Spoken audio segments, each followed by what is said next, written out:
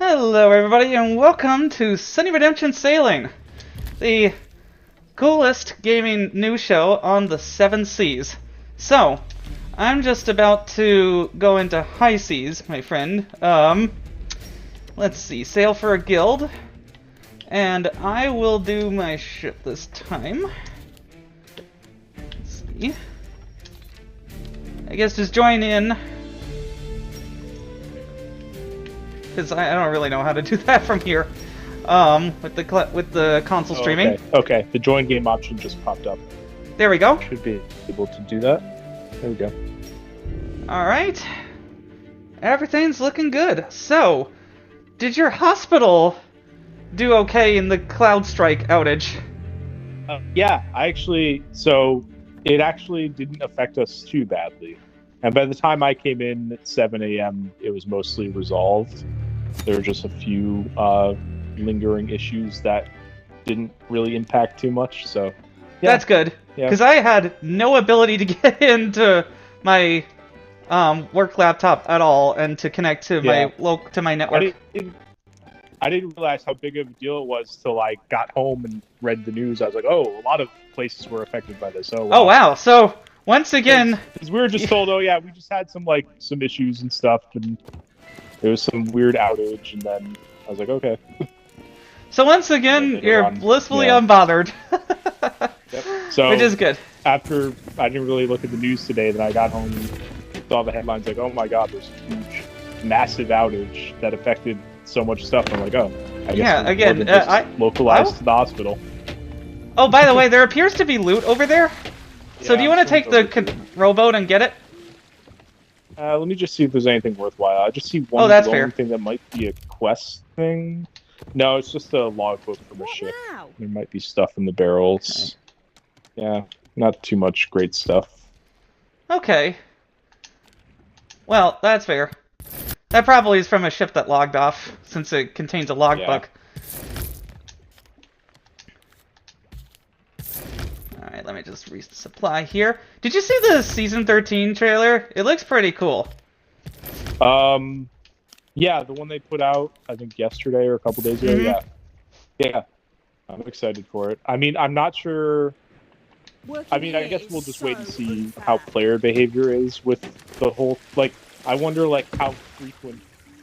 is every server gonna have one of those ships roaming around, one of the Flameheart ships? I guess we'll see. Thank you to everybody joining the stream, by the way, as we put down a quest for, as usual, an Athena's voyage, which will give us a little bit of everything. And yet, for some reason, I am getting a bunch of we have to vote input for latency. emissary as well. Oh, right, yes. Okay, well, should I put down the voyage since I'm here? And then we'll emissary? Okay. Yeah, I'm already at the tavern, though, so I'll go emissary, and you can join me there. Then I'll vote for the voyage. Alright, well, let's get to submerge beneath the waves. After that. Okay. So, yeah, Microsoft has not been having a good month, people. Whoa! 24 people in this live. I love it. I'm so happy. Alright. Anyway. So... First of all, we can't put it off any longer. We finally gotta talk about it. These stupid Game Pass price increases. Yeah. It's, it was inevitable at some point. I mean, inevitable, yes, but... right now, when you haven't proven yourself with games yet... Yeah, I feel like maybe they don't feel in terms of their business, they need to do it now, but I feel like the right time would have been at least as under your belt, maybe this year's holiday lineup. Yeah, I mean, maybe after this year's holiday lineup, so people can feel like they got something for all the money they put in. Call of Duty audience locked in and then raise the prices. Now that would be my business case for it. But, and tomorrow you'll be I guess named president of Microsoft. Yeah, but I guess I feel like now is the time to kind of rip the Band-Aid and establish that this is going to be, the costs you're going to pay for it. So yeah, for now, guess so. until it goes up again, which it inevitably will. Yeah, I mean, Okay. the thing that I'm wondering, as someone who has been grandfathered in since the Xbox Live, who has been loyal since the Xbox Live and Bing Rewards days before Microsoft Rewards, and was therefore grandfathered in from level 5 Xbox Live Rewards to level 2 Microsoft Rewards, which still give me 100 points per dollar spent, and a lot more, like, points per search, I think. But, like, how much longer they'll actually even let people use points at the current rate? Yeah, I mean, the Microsoft Rewards and Bing Rewards has been going in some form for 14 years almost at this point, so I feel like they clearly like the engagement that it brings, in some level. But yeah, but they definitely nerfed it, like, a lot. Yeah. I mean, obviously they're going to nerf it. Yeah, in some ways, but it's at least better than it was like a decade plus ago. Oh, like yeah. They made it better in some ways too. I don't think it's like totally like. And I mean, like, I think it's better than it was like when the Xbox One launched. Right, everything is better. At the very least, everything is better than when the Xbox launched for Xbox at least, because now we have great hardware that performs well. But speaking of trying to rip off the Band-Aid too early, you don't need an Xbox to play an Xbox. I get why they did it. I really do. They were marketing this for the longest time. Also, it appears there's a shipwreck nearby. Okay, well, it's gonna have its dive, so we might not make it there. Let's see. Yeah, well, that's exactly the trap that I got in last time when I lowered the anchor in the middle of that to try to get to a shipwreck. And then it trapped me in a watery limbo for eternity. Oh. And that short blew up. It got 11,000 views and 314 likes, which is, like, insane. It's not the most popular thing that I've ever done on my socials, but it is. Okay, so we were allowed to do this. Cool. Finally. Okay then. Oh no, I'm getting some pretty bad lag. I don't know if it's the game, probably not. Or if it's the cloud, probably. Ooh, Ashen King Bounty Skull. I also am very close to the achievement for turning in 360 villainous skulls, so if you happen to see those, that would be swell. I mean, it always is, but that achievement sound is going to be so awesome, because I think it's still rare. Probably. That's quite a lot of skulls. But yeah, like, it's my most popular YouTube thing, though, and I'm still very new to YouTube, so thank you to everybody who supported that. I really appreciate it. Anyway, let me just get on the ship here for 1 second. And, whoop. See, the thing is now that the government is breathing down their necks again, because Microsoft lied. Again! What a surprise! They said that they wouldn't raise prices because of the merger, and then they said that part of the reason that they raised prices is they have a bunch of Activision games now, which is precisely what they said they wouldn't do. At least not yet. They should have been bound by, like, a consent decree that prevented price increases for some number of years. Yeah. Because now it's degraded service. Because the problem is that online multiplayer being put in Game Pass standard is not much of an improvement. Because, like, I guess it is if you just want to have the library of Microsoft games and other games that are online and play that online, then you don't have to get Core as well. But that was supposed to be one of the things that pushed into Ultimate. And now it's day one releases, which was the whole spiel of Game Pass. for a second. Yep. And now Yeah, people are paying $3 a month, or no, wait. Yeah, $3 a month more for Ultimate, more, yeah. and then about the same amount for Standard. Yeah, it's about $3 price increase. Which again, bad luck during inflation. But they're also hoping with the Fire TV stuff to finally have a decent health club audience. What I mean is, of course, grandmas who are like, oh, little Timmy wants an Xbox for Christmas. Yeah, but this is they're still cheaper. they're still chasing that elusive audience who would like to play games but doesn't have a console or hasn't bought into that ecosystem yet. Like, yeah, and sure who also isn't glued to their phones. Respects. You know, that audience exists for sure. Or, you know, just lapsed people who haven't bought a console in a while and haven't gone through the effort to, like, get one. We got so much fish, like, that dude. audience is there for sure, but, yeah, like, I guess how significant that audience is questionable. Yeah, and also the experience pretty readily accessible, and you know, not insanely unaffordable. If you're the type of person who, you know, is in the market, you know, that can afford something that can play cloud games, you can also most likely afford a console, I guess, is my argument. I had a Fire TV stick for a while, and Luna was their premier cloud service.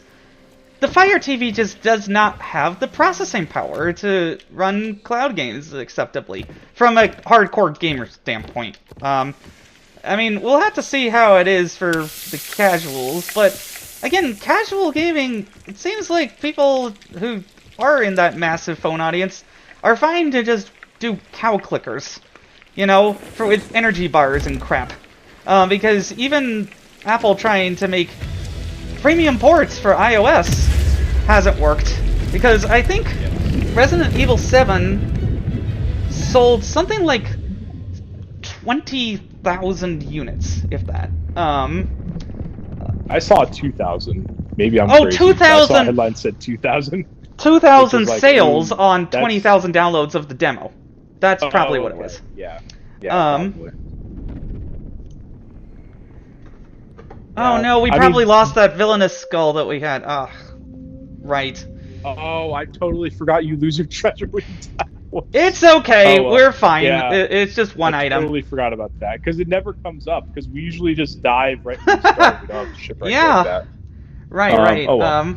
Yeah, no worries. What was I gonna say? Oh yeah. So yeah, as far as that, like, premium games on phone things go, like, there's just like a stigma around, like, people just don't want to pay that much for a phone game when there's plenty of, like, high quality alternatives that are either free or cheap.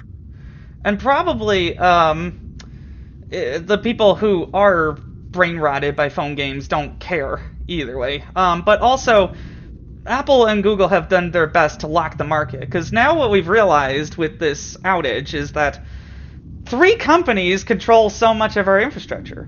And that is a bad thing, because this kind of thing will probably happen again.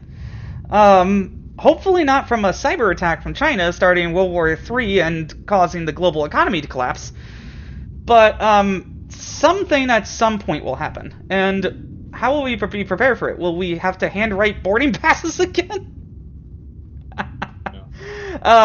Oh, by the way, are you stuck in a loading screen? Yeah, I am too. Okay. That's a bad sign.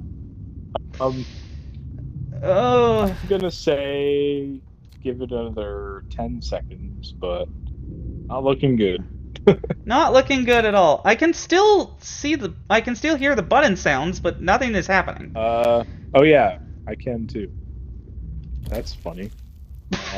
Yeah, I can't even navigate the menus properly to quit out. Yeah, I'd probably have to quit out the Xbox app and try again. We'll still be able to talk because I have the Xbox social thing from Game Bar, and that's a separate thing. But okay, cool. Yeah. Oh wait. Oh. I'm still stuck in the loading screen, but it's doing something. I can at least see my character again. Can you? Or did you quit? Nope.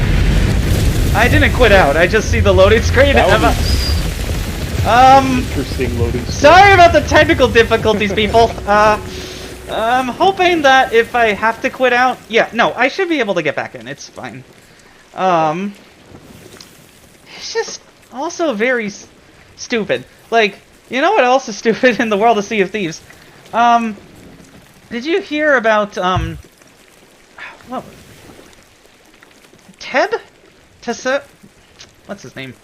He was a rather trollish individual who who Q sniped, and yeah, I'm gonna look this up while I'm stuck in loading hell. Oh.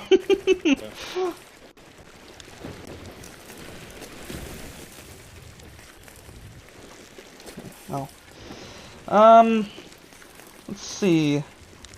Tab? Sea of Thieves. I think it...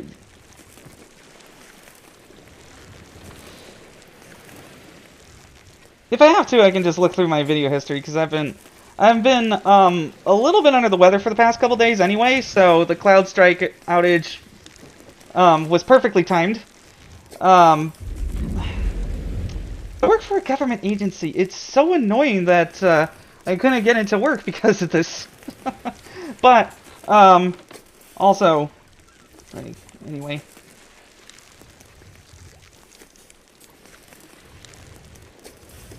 Oh no. Yeah, I'm just stuck.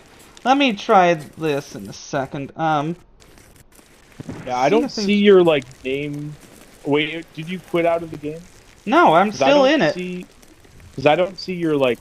I don't see you anywhere basically. So it we might have like lost each other at some point during that dive. Oh no! I think you're stuck. You're stuck at the bottom of the ocean still.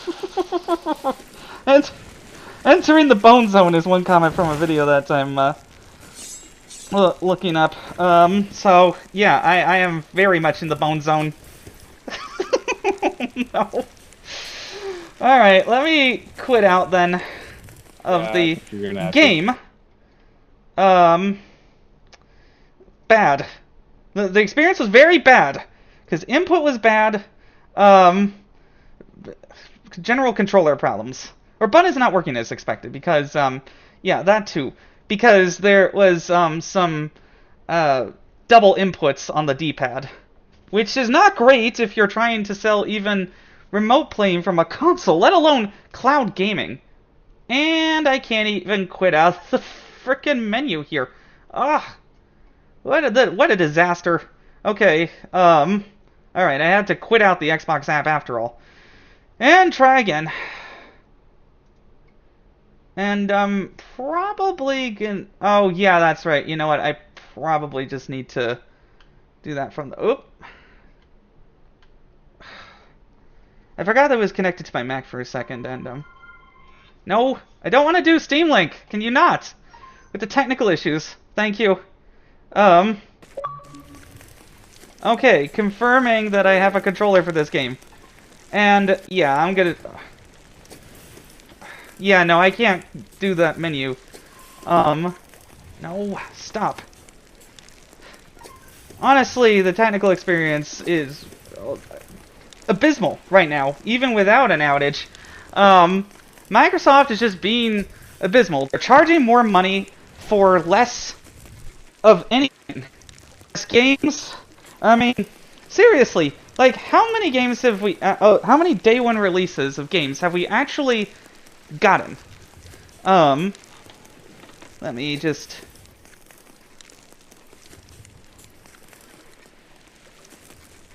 There we go. And home.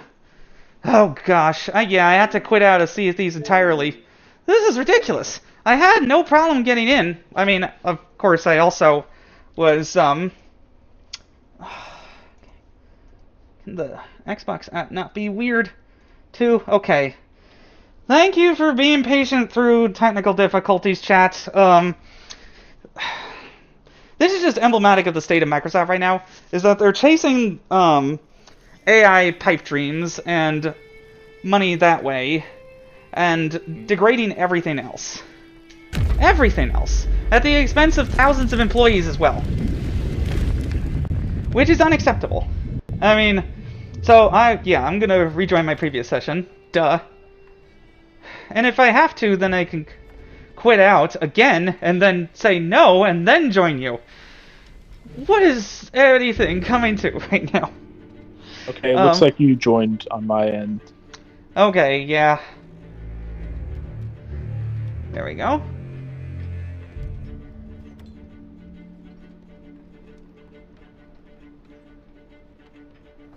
Okay.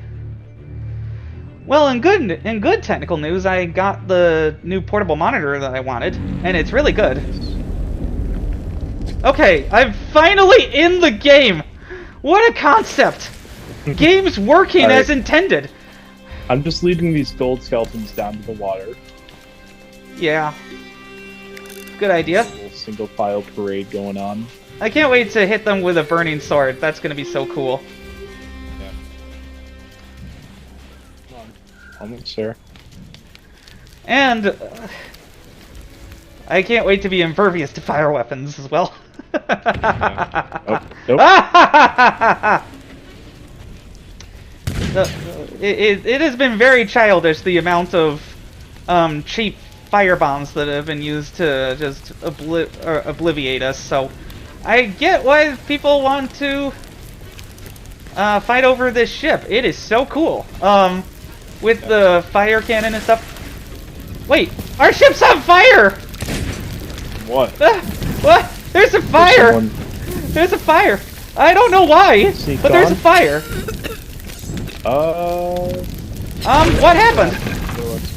Okay, well, I'm just gonna grab something from the water barrel and take care of this. I did not mean to invoke this! Get the upper deck. I'm sorry! I have no clue what would have caused that. Seriously, I don't see a cannon anywhere? Yeah, mystery fire, I guess. Oh, there's also a hole on the ship. Probably from fire.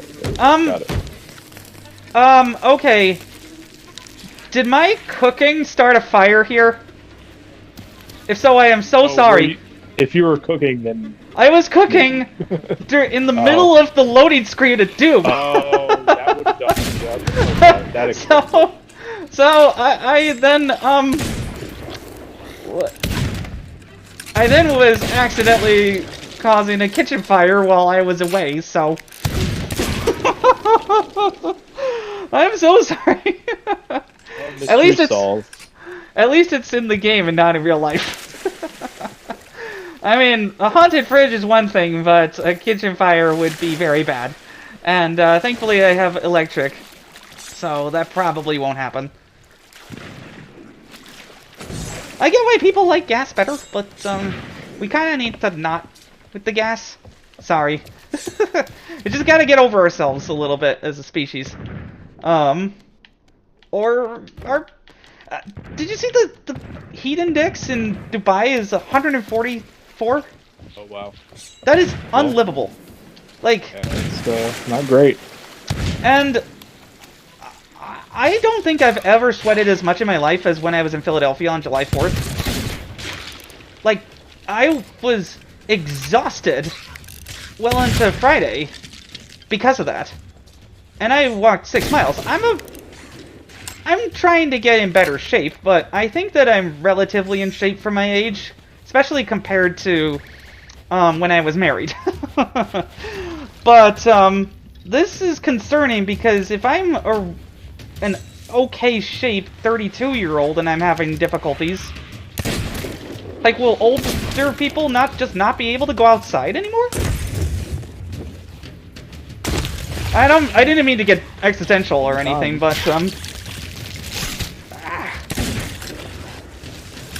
everything being on fire made me think of that for some reason. Fortunately, it's the enemies that are on fire this time, so we can focus on just that for a second. Ah, yeah.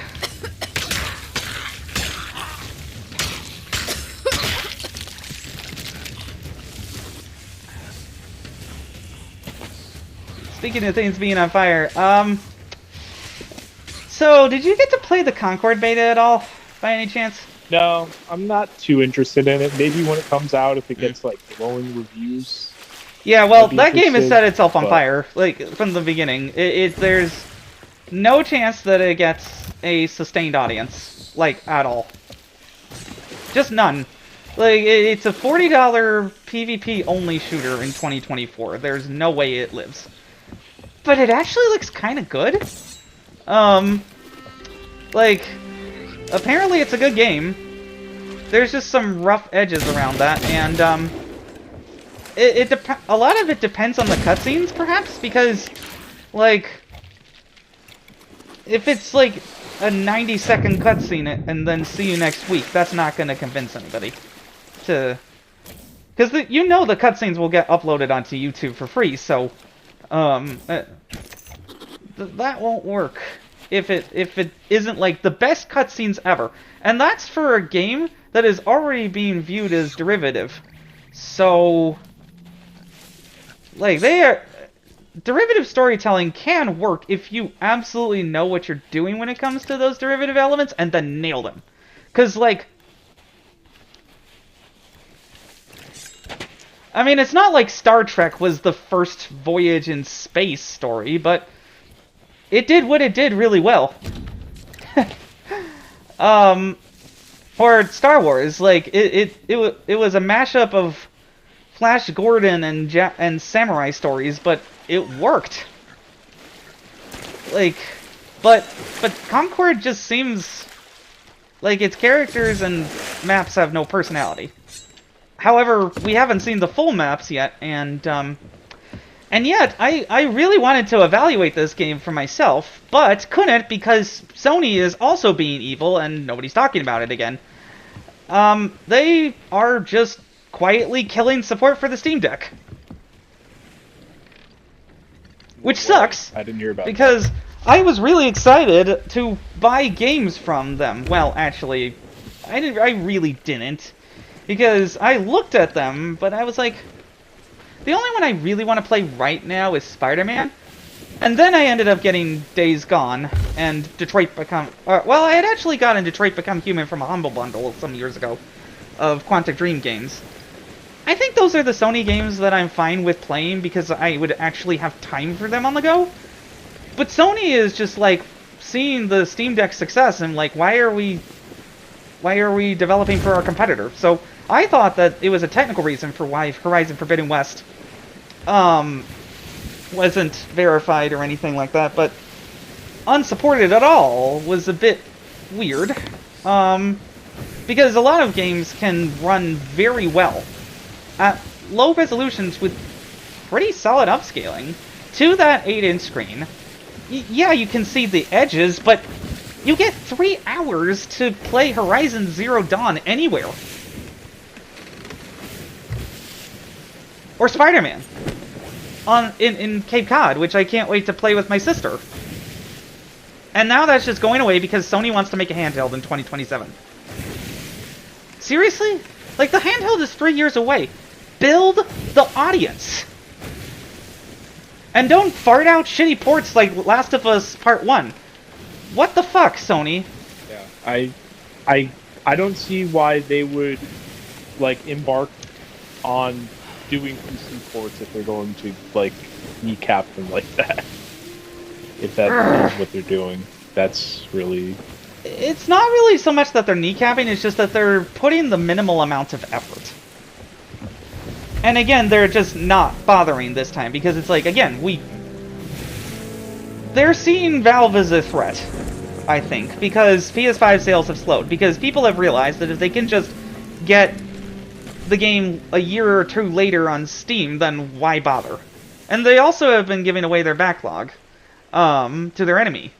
So, from a business perspective, as a company obsessed with exclusives, it makes sense to do a handheld again, because they realize how a handheld works after a few years of doing these games.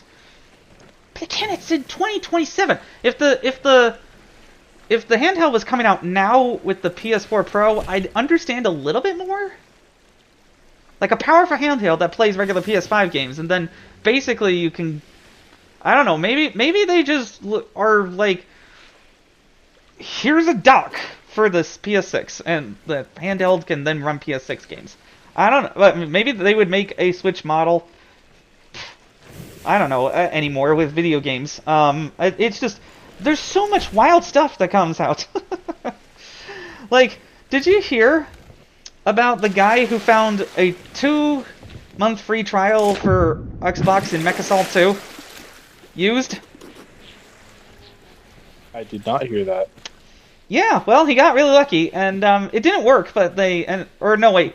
There was another commenter who said that they had a year card, and it didn't work, but the Xbox support team just gave him a year because they were like, oh, cool, you found a working year code. Is probably my guess, because if I was the support agent, I would want to reward that person, because they clearly like Xbox, and would clearly play Xbox. So, why not?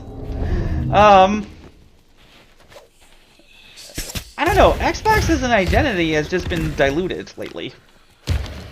It's not necessarily that having it on more places is a bad thing, but if you're jack of all platforms, master of none, what are you even doing? Like, the only way that you can transfer saves between copies of Forza Horizon 5 is if you have the Xbox PC version, which that app has a bunch of problems. It still makes you do the Xbox Live sign-in, so what are you doing? Like, why can't I transfer my saves to a Steam version of Forza Horizon 5 and play it there? Why do I have to install Windows on my Steam Deck just to play my save? Right? Like, if they were doing a good job on all platforms, then it would be another story. Then I'd be like, okay, the console is growing, PC is solid, Steam is a nice way to fund the business because the subscription side doesn't make money. But people are waiting for Steam sales because that's what they always do. And as for me, I bought CD keys. These are a gray area, yes, but they are gray market and are legal. And that's just somebody, I don't know, gets their retail codes from the developers and they're able to resell them at a lower price point in order to attract an audience. That's allowable, and they developers do it all the time. Places like GTA are sketchier because they run on stolen codes, and Steam doesn't like that for obvious reasons. Those are the ones that fell off the back of the truck. Right. But like, for my Argentina friends, you know, who just want to play something on their PC and not pay, like, an insane amount of their country's money while it's collapsing into authoritarianism, if Millet gets his way, I think. But anyway, so that's fine. If the cloud gaming side was like a really fun experience for cheap for cloud sticks, but Digital Foundry said it isn't good. It just has a bunch of latency and frame spikes, and it's just not good. I would not want to xCloud this game. And that has relatively low latency requirements because most of the time nothing intense is happening on screen. But I remote play it from a console when I live stream it, and on the days that I want to just relax, I play it on a console. Because consoles are reliable, because the laws of physics are not going to change. So, like, there's a certain limit that is very hard to push with cloud gaming. Now, science is amazing and can do excellent things. Did you know, though, that the first online was the telegraph? It's true. You're being literal. Yeah. Right? People tapped out in Morse code, good morning. GM. The people formed on dash line in the old-fashioned sense. Groups from thousands of miles away to connect with each other. People got married online. This is all true story. If you're interested, read the Victorian Internet, people. It is an amazing book. And I read it for my history book club, which was fun. Like, people made a lot of good points. And I was like you know, the funny thing is, the people who probably need to read it the most to understand the impulses that the internet gives them are the people who have been growing up with the internet. Because at least you and I had some years of social skills development before technology took over our lives. Barely. I mean, I was way too online when I was like 5 or 6. So 5 or 6. I would say barely. Well, I mean, it does show that people aren't permanently ruined. Like, people's brains are plastic for a long time and can change. But the online of your age was not as responsive and in your face as an iPad. It just wasn't. And that was probably better. But people always want to connect faster because, on average, that's the best thing. To solve problems faster, to make trade easier, to do a bunch of things easier. But I've been reflecting on how online has been breaking video games. With all of the DLCs and the microtransactions and the battle passes and the season passes and the barely function games and the we'll update it laters and the lacking games and the delayed games and the layoffs, and it's just like making big games at an online pace trying to do everything every week is killing video games. I am saying that with confidence. If they do not back off of this, then they will lose everything, and it will be their fault. But, you know, anytime that publishers collapse, new ones arise, so here's... Okay, so I want you to give me who you think will be the big publishers if every single publisher just collapsed right now. Just no major publisher, no 2K, no Microsoft, no Sony, no nada. Who would be the big kings? You mean, like, are we going on a hypothetical based on how survivable they would be if the industry collapsed? Sure, if you want to do that. Sure. But based on type of game that perhaps could be really popular in a few years, that kind of thing. I mean, because these things happen all the time. If we're just going on, like, adaptability, I think Capcom's pretty strong. They always sort of... Well, okay. I guess we're now doing the big publishers who will survive a collapse, but the problem is that we don't know what a collapse would be, so this is... So, I forgot to clarify, this is a hypothetical. Which mid-range publishers would be if you're the... extending from what you were talking about before with, you know, how video gaming is being ruined by the sort of... Okay, maybe I should just... angle. Yeah, maybe I should just say it outright. I guess if that could be the model for the collapse. But I was thinking, let's see which mid-tier publishers could, like, fill the void. Is what I was saying. So you're saying if literally every big publisher we can talk for about whatever both. reason disappeared. Okay, that's a good question. Mid-tier publishers, God. I guess a Devolver, if I had to really think about it. Yeah, I think they qualify as mid-tier these days. Like, you know, back in the day, they were small, but they've definitely blown up in the past 10 years. Well, I wouldn't quite call them a huge publisher. Yeah, but you know who could be? 11-bit. Their rise has been steady, which I think is the key ingredient for surviving anything, is steady, predictable moves that are well communicated. Frostpunk 2 had to delay to September 24th from July 25th, and you know what? People were happy. They were like, let them cook. People are happy to let developers cook if quality games come out, which, like, Larian, Baldur's Gate 3. About that. Like, you don't see as much hostility towards delays as you did even a few years ago. I think people generally get it these days.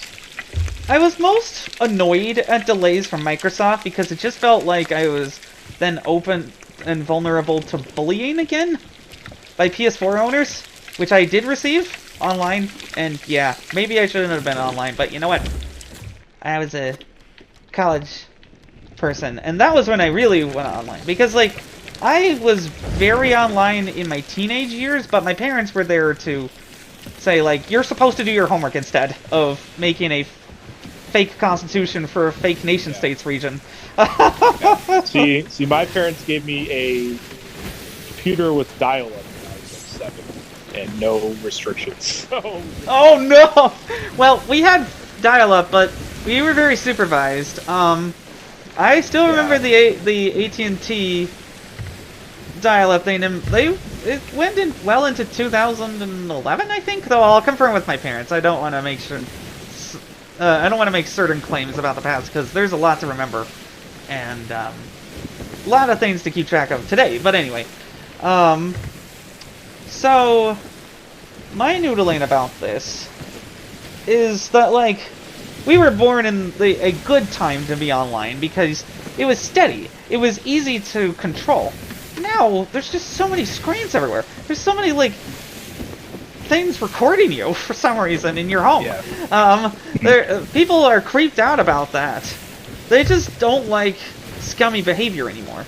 The companies that are doing that are really milking, are able to do that on their own inertia for the next couple of years, but they will answer for their crimes against our wallets and our attention spans. They will. I mean, if there's a health risk, then the government will take action. If there's sane government in the world, and the world hasn't collapsed. But anyway. Like, connection isn't always a good thing, because keeping track of so much in the world makes people anxious and nervous and afraid for the futures. I mean, that's one of those, like, person-by-person things. You just have to know when to disconnect and say, that's enough. At least I had the maturity level to have the debate between the consoles be a mature one, where I was like, you know, I see why Sony did this, and good on them, and these are good games. I liked Killzone. I actually kind of decently enjoyed Knack, or at least the part that I played. Is that you shooting yourself out of a cannon? Okay. Yep, that was me. Yeah. It's always just good to check. But, anyway. So... Okay, I am just tracing off some regular bros, but like, online is even affecting single-player games, because people have impossible expectations and are always horny. So, I mean, Dragon Age is like, they don't really want to know, but but there will be nudity, I guess, because people will want it for themselves, and then they'll, you know, have to deal with YouTube if they try to upload it. But, like, you know, there have been great projects that have been canceled because people were too critical because it didn't land at the right time. I mean, that's video games, to be sure. It's just been shaken up so much by the fast-paced, in-demand entertainment world. Because these games take so long to make. If they don't make a good first impression in the first 2 weeks, they're dead in the water. For a very long time, while they rebuild with a core audience. Which is probably what's happening with the, like, Suicide Squad Kill the Justice Leagues. Is they're just going to drip out the content that they promised to the people who are willing to stay around. And that will be how the game will justify itself eventually, because that's how live services have always bailed themselves out. That's mostly how that's happened, too. You know, it's like The Division. It just was fine on its DLC, but it didn't set the world on fire like a Fortnite, and certainly did not meet certain sky-high sales expectations, because that was Ubisoft at the time, if I recall correctly. But, like, meanwhile, even in our own beloved game, there's online toxicity all over that I didn't even know about, because I've just made a community with you, basically. And yeah, like a lot of those online communities can get so in the weeds about the drama and stuff. It's just like, that's never been my thing. I'm just, unless it's something that I actively run into, it's just like, I don't know much about the wider community in this game. I see some of the cool things that happen, and I just ignore the rest. Well, I think that's where I can help.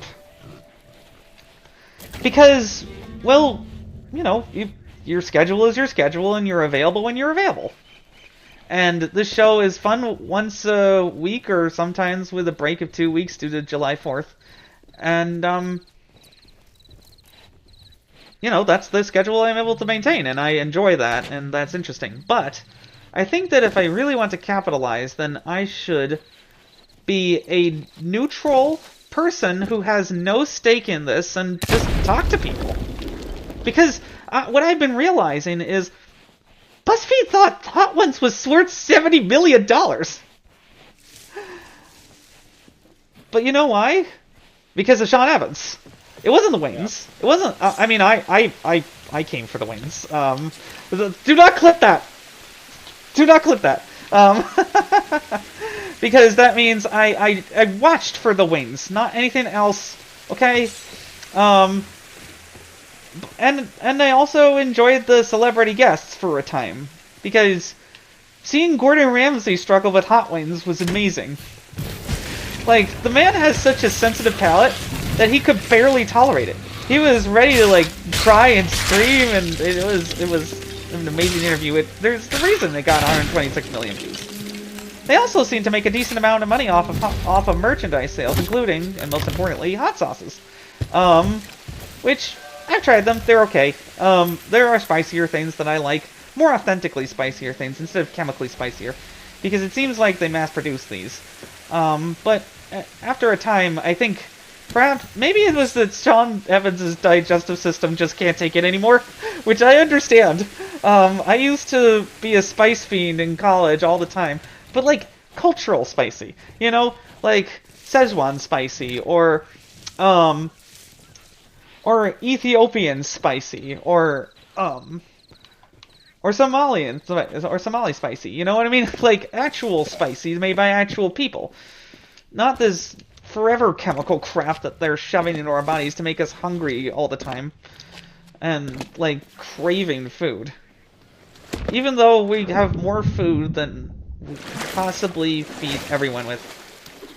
Because we waste it, because the fresh food is getting thrown out in favor of foods that preserve, that are cheaper. And that is a problem for people's health.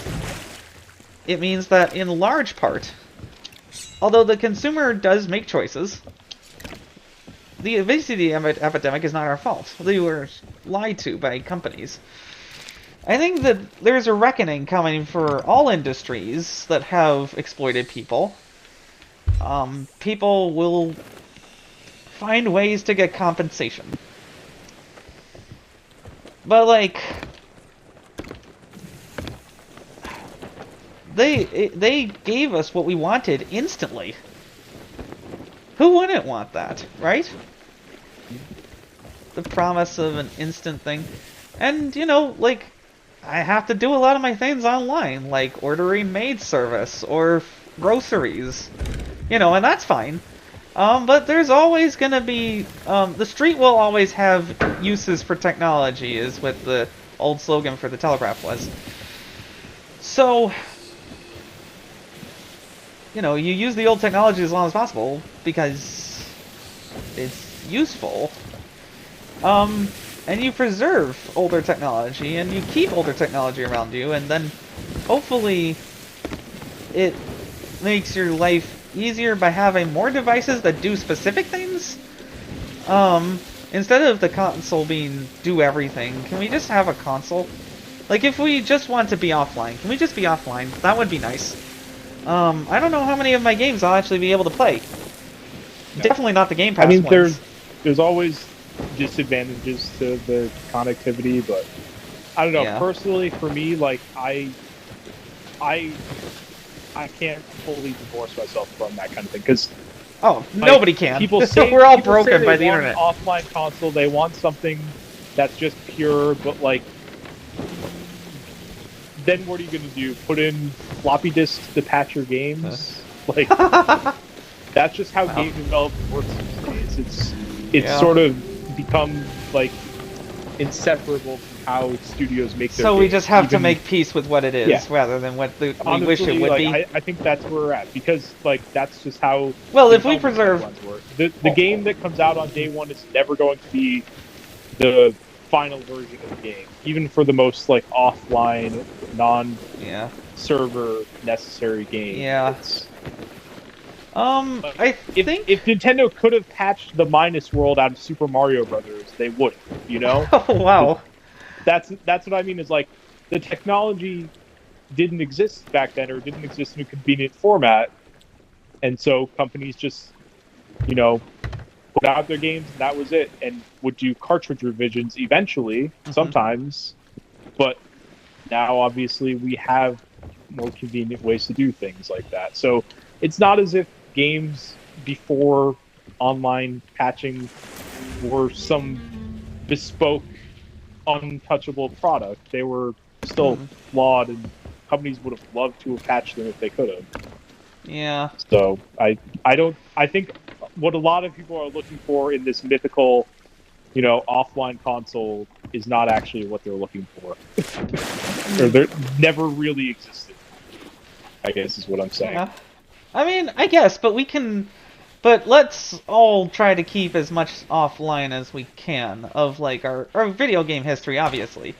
It's just that we can't keep everything offline. That's a fantasy. Yeah. Hello, Extentation. That's a interesting name. Cool, my friend. That actually pivots into what I wanted to talk to you about. So, earlier while we were playing Saints Row, which I'm still editing because there were so many good moments, that I usually get 2 or 3 videos out of our shenanigans in Saints Row alone, and it's gotten decent popularity. But, like,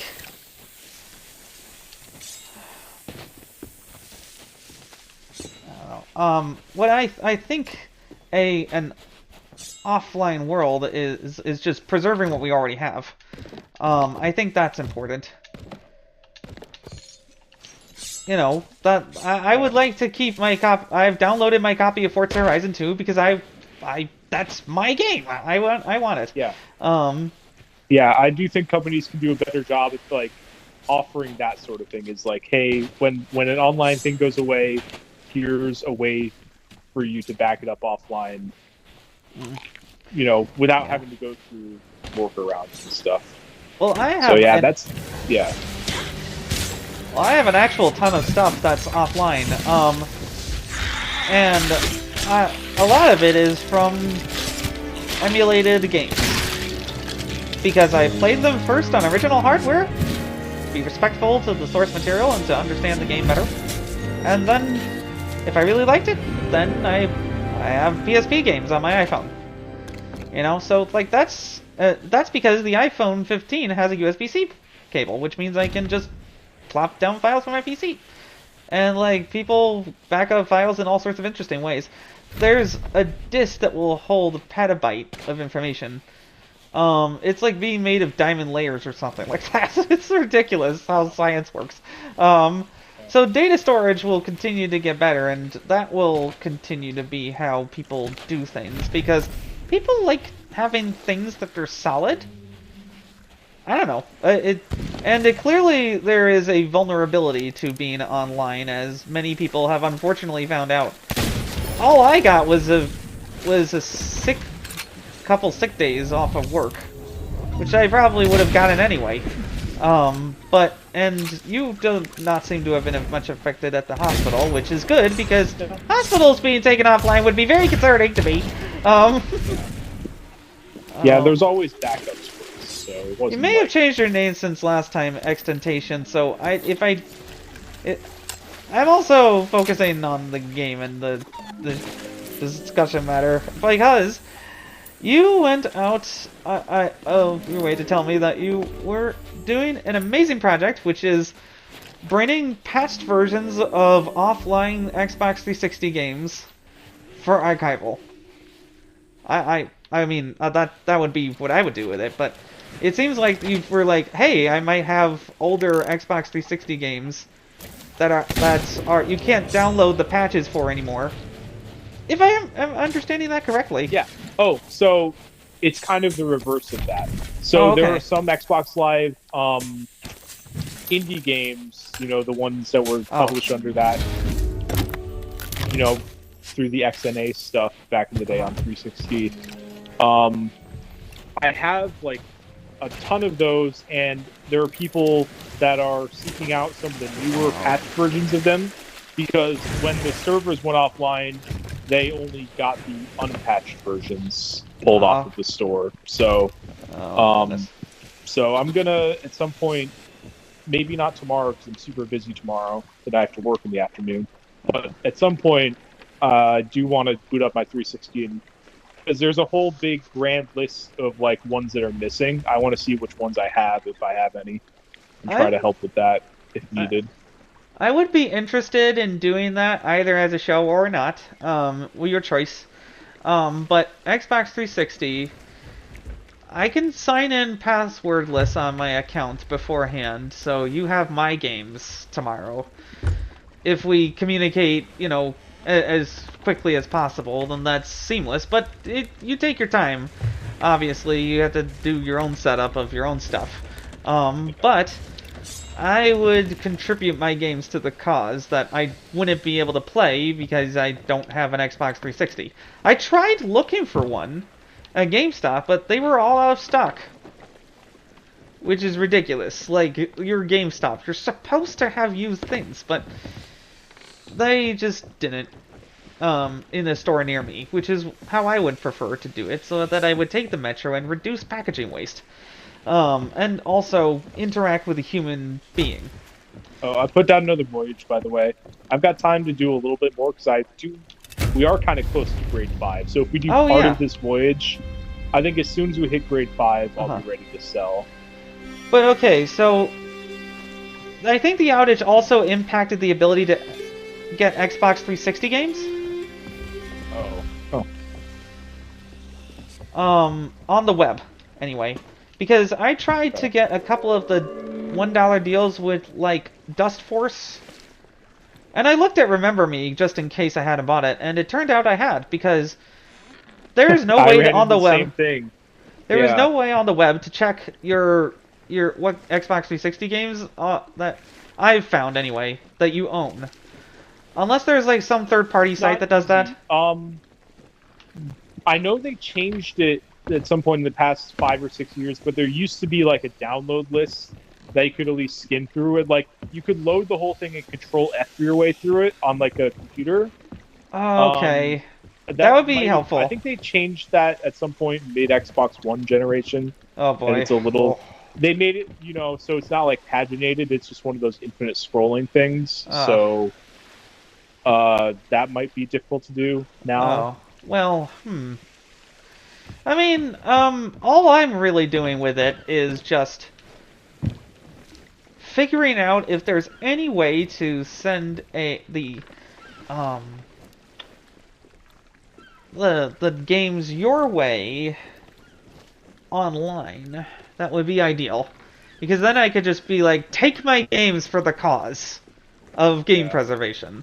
Because even if they're unpatched, they are still games, and then people can trade patches.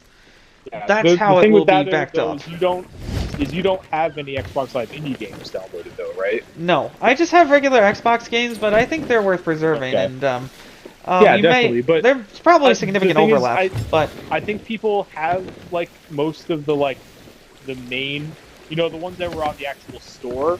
It's mostly just the Xbox Live indie games that people are missing a lot of, because those were much less, you know, those didn't always sell amazingly compared to the proper store games. Yeah, well, from what I understand, the store collection is mostly complete with different versions. I need to check something. I have this note. Okay, so let's see. I think. Okay, I'm not sure I added it in my notes, but I do know where it is. Kotaku recently published this. Like, best Xbox 360 delisted games for $1. Or something like that. Xbox 360 games for $1, like at the end of the store. Yeah, because they're doing a huge fire sale. I still have to take one more look through the list, make sure there's nothing I'm missing that I would like. Let's see.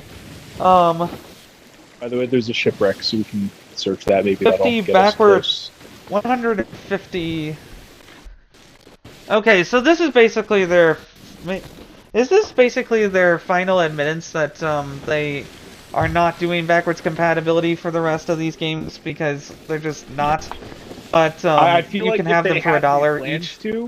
If they had any plans to do more backwards compatibility, at least the only thing that I could see happening are some Activision games since they own those now. But like, I feel like they would have done so before shutting down the 360 store, because I feel like it'll be much more of a pain to get things up and working once it's shut down. You know? Yeah, grab 10. Or to even incentivize people to buy them, because like if they were to make a big bunch of games backwards compatibility, that would probably sell quite a few copies of them. Yeah. Now that the store's shutting down, it'd get more focus on them. So, but, yeah, I have black. It's $1. Red Faction Gorilla is $1. Oh, black's only $1. Oh, maybe I'll buy black. I mean, the fire sale is like, if any last come, last served, you know. Get it in the last few days, which is what I thought was leading to the lag, but authentication appears to be what was the problem. And authentication is important for online systems such as airplane tickets and hospitals and things, which is concerning, but games run a little differently, so I don't think that my Xbox was very affected by any of it, except for the fact that Flintlock crashed and it said outages happen sometimes. I'm like, what? That's a weird error. Just stuff happens. That's not what I paid $500 for. Thank you very much. And used Microsoft Rewards points to get Game Pass into December so I can keep this up forever. But I got on that treadmill a long time ago, and they would be loath to kick me off because then I would be very angry. But I mean, I get $5 a month from this because it's so easy to game the system. For as long as it will be, I will accumulate as many points as I can and then buy Game Pass for the next year and a half. I can do it. I know how all the community works and that kind of thing. But continuing, Resident Evil Revelations is $2. Remember Me is $1. I already have that one, and that would be my biggest contribution to the cause. It's a downloaded copy of Remember Me, and then if you want, we can I can get you the DLC items with the special moves that are locked behind DLC still for some reason in this game. Sounds like Square Enix to me. Wait, was that? No, who published that? Why am I thinking? I was thinking Square Enix because they did Life is Strange. Who published Remember Me? Was that? Don't Nod. Right, but another big Don't Nod was the publisher. developer. But yes, yeah, another. And they worked okay, with well, let me look it up because I have the iPad. Now so I need to know. Was it Capcom or someone? Who was it? Let me see. Okay, well, let's see. Game. The game, people don't even see the game on Bing. It's not in the first page of search results. It was Capcom. Okay. I knew it was some big Japanese publisher. Yeah, I knew it was some big Japanese publisher too, but yeah. Don't Nod was... I said was... Square Enix because I was thinking Life is Strange, but then it's like, no, Remember Me was someone else. Don't Nod, you know, this is where they started, and got noticed first. The game was... It's an interesting game. Yeah, it seems like the game itself is alright. And I can see why they went to Life is Strange, because they really like the story more.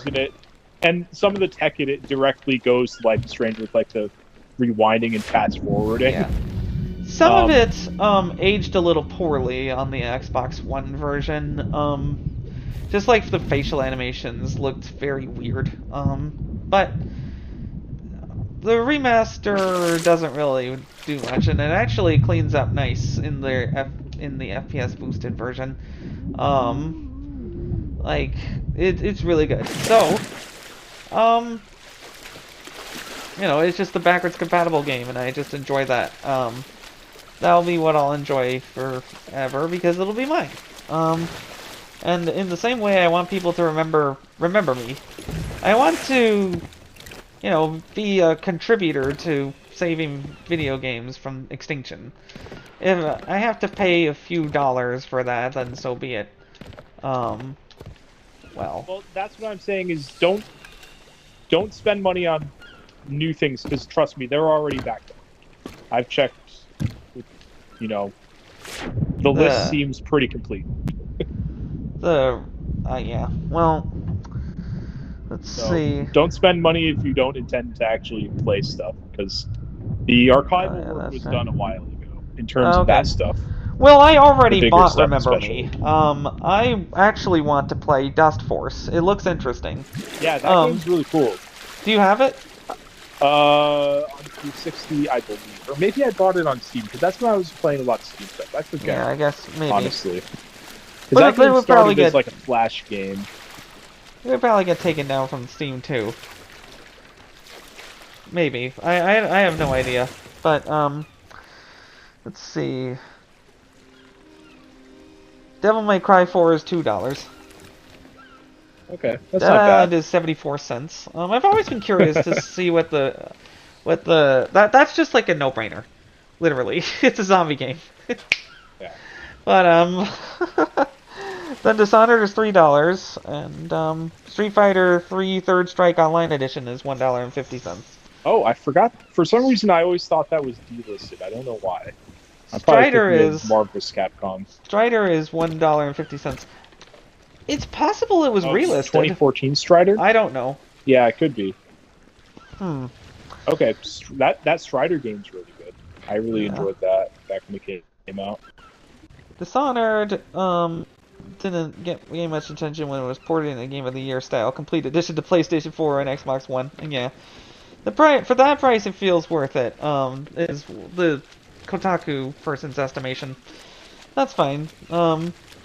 I already have the Xbox One version, and the game didn't click with me for some reason.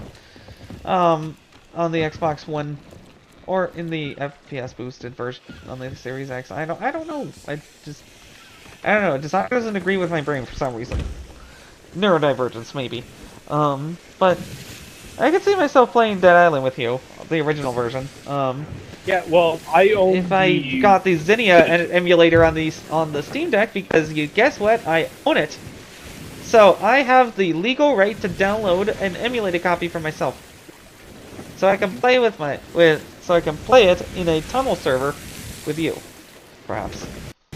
Because I think that's still possible on the 360. Yeah, what I was gonna say is I do own like the Xbox One release already, so we could always just do that. Island. Yeah, that's fair. Dead Island, yeah. That's fair. So that's not a reason to. Okay then. I guess if I'm really curious, then I can do my own emulator stuff and do it for educational reasons. So don't take me down, Microsoft, please. I'm a very loyal customer. I spent a lot of money. I have a lot of games. I would very much like to talk about them.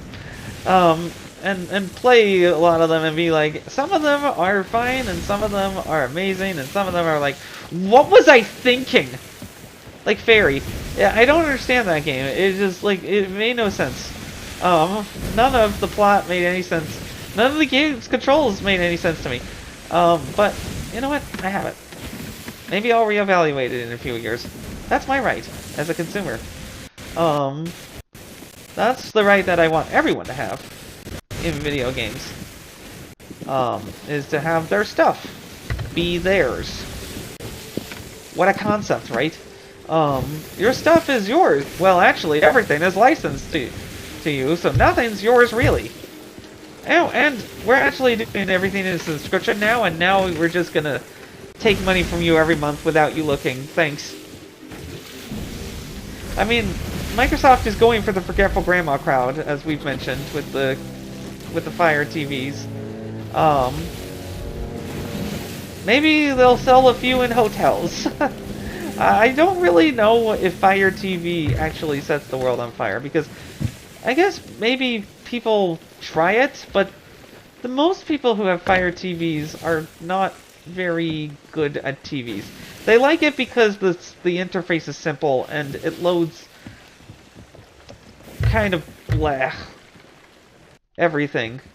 Even the high-end stuff is just like, I don't know. The experience is just kind of meh. It doesn't feel like a serious device that I would use all the time. So after I reviewed it, I returned it. So there. At least that's my recollection. I would have to check, but either that or I sold it on Mercari. That's usually what I do. For old stuff that I don't want anymore. Even stuff that I've you know, worked on emulating. I think that's because, you know, I want to recoup my investment a little bit.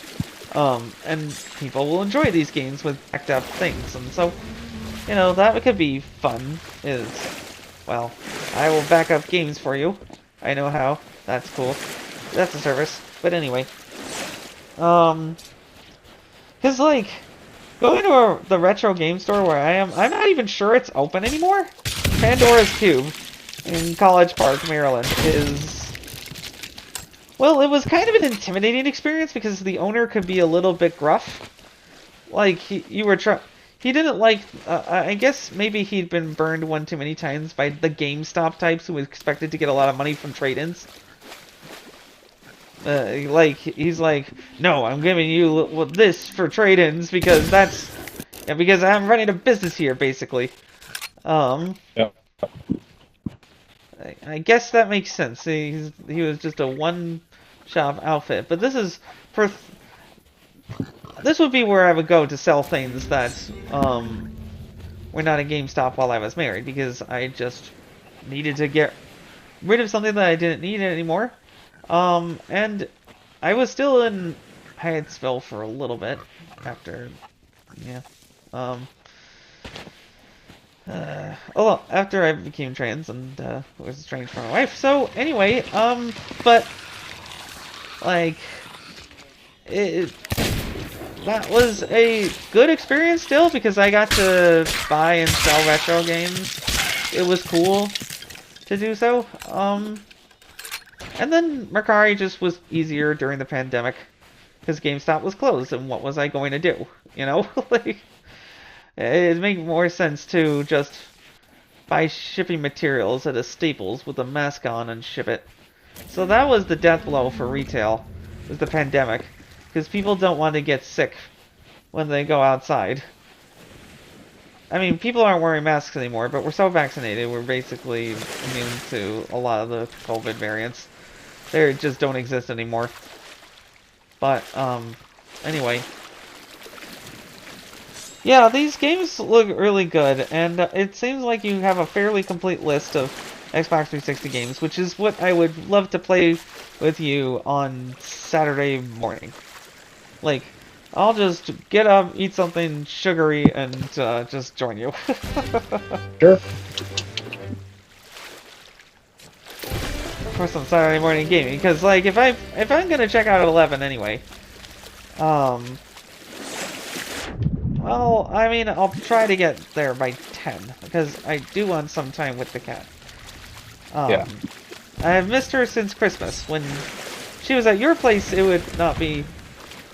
It was a bit stressful for her, because she hasn't been around more than 2 people in the room at the same time in a while, is my estimation. I get basically no updates. It's fine, though, because I've just informed my ex-wife and her mother-in-law, my mother-in-law, excuse me. Her mother-in-law would be my mother. I am tired and I've been sick for 2 days, I'm sorry. Is that I would be coming up on Friday, August 23rd, around 10 p.m., and I would like to receive Odessa then. And it seems like they would be the ones who would be available to do it, which makes sense. as my ex-wife just got her driver's license, and that's amazing, and I'm so glad for that, actually. It's great. Good for her, you know? And that means she'll be able to drive the cat, and we can talk. Well, you know, just catch up. Like, I don't know. I'm tired of fighting anyone, you know. I've been fighting everyone, it feels like. Not like, literally, but just like the whole world has been fighting. I'm tired of that. And so I would like to spend time with my kitty cat and go to sleep. And I think just her seeing me would be amazing, you know, because I'm sure she misses me. She remembers me. She is a very smart cat. Yeah. What happened, chat, is that, in my attempt to see her, while also being with you, and to maximize my time, because I wasn't staying the night, that would have been an imposition, is my thought. So I did a day thing, and, Odessa was stressed, because it was a new environment, and it was 2 people, and there was a lot of noise from... I mean, we were careful, of course, and we tried to lure her out, and we gave her too many treats, and she barfed. I'm sorry, my kitten. I love you so much, Odessa. I can't wait to see you again on August 23rd, and snuggle you again, just for a little bit. Even if it has to be with somebody else. Not that you are good to cats, it's just that Odessa was just stressed out, and she just decides that she doesn't like people. She's that kind of cat. It's because she had to fight for herself for a little bit. She's a bit of an anxious cat who does not like stress. This is not the Odessa that I know.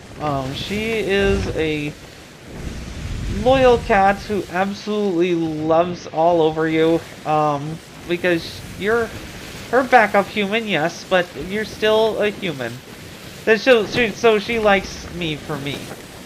And even if I have to be with Mama, her Mama, that would probably make her safe. Or feel safe to be in a new space. And so, that would be fair. Perhaps the presence of the cat would make resolution of certain things easier. As friends. Again, that would be nice. I would like to have more friends. And so if I have to make friends with my ex-wife, then, you know, there's been so much disagreement lately in the world. That's been hard to navigate. Especially in my favorite hobby, video games. Like union stuff, and which is a good thing, but like all the issues surrounding that, like layoffs and things. Ooh, that's glowing. Is that anything? Oh, might just be. Oh well, I can't harpoon it, so I'm gonna. Yeah. Or no, not. If I'm gonna go get it, if it doesn't appear to be, well, never mind. Well, I mean, if I'm just gonna check it out. It's probably nothing at which point I'll mermaid. Stuff that's gonna increase our Athena's reputation at this, or you know, the emissary. Oh yeah, that's reputation. Fair. I mean, so is 11 still your? Is 11 still your deadline? I not like a hard cutoff. I just don't want to be up too late because I do have to go to work tomorrow. Not at 7 a.m. But oh, there's a captain. Oh, there's a skeleton captain. Yeah, I'm gonna do it. Alright, I'll turn around. Let's do it. Yeah, what's the harm? It's more stuff. You know what? Do you want to... I should be pretty quick here. Actually, you know what? Never mind. You know what? Just... Yeah, no, do it. I can do it. I can handle myself. It's sure? good. Okay. Okay. You know, the thing is, of course this game will go offline one day. But I'll still have my memories from 2018 to 2024, which are very, you know, fuzzy, because most of them I wrote down in a Reddit account that I then deleted. But, or just on Word documents that I forgot about something. Who knows? But there's always these, and what I'm hoping is to then, document, like,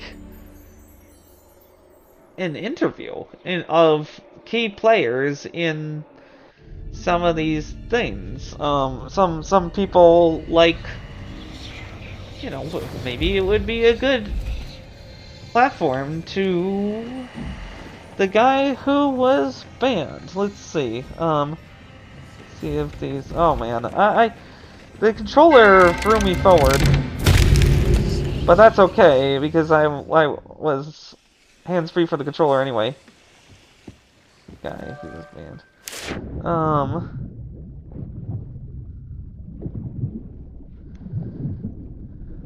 Okay, let's see. No, that's not it. Nope. Well, let's see. If this isn't it, oh.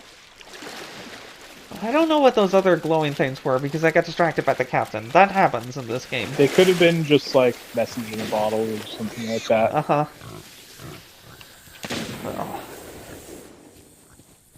Well, I'm excited to play all those games with you on that Saturday morning, though.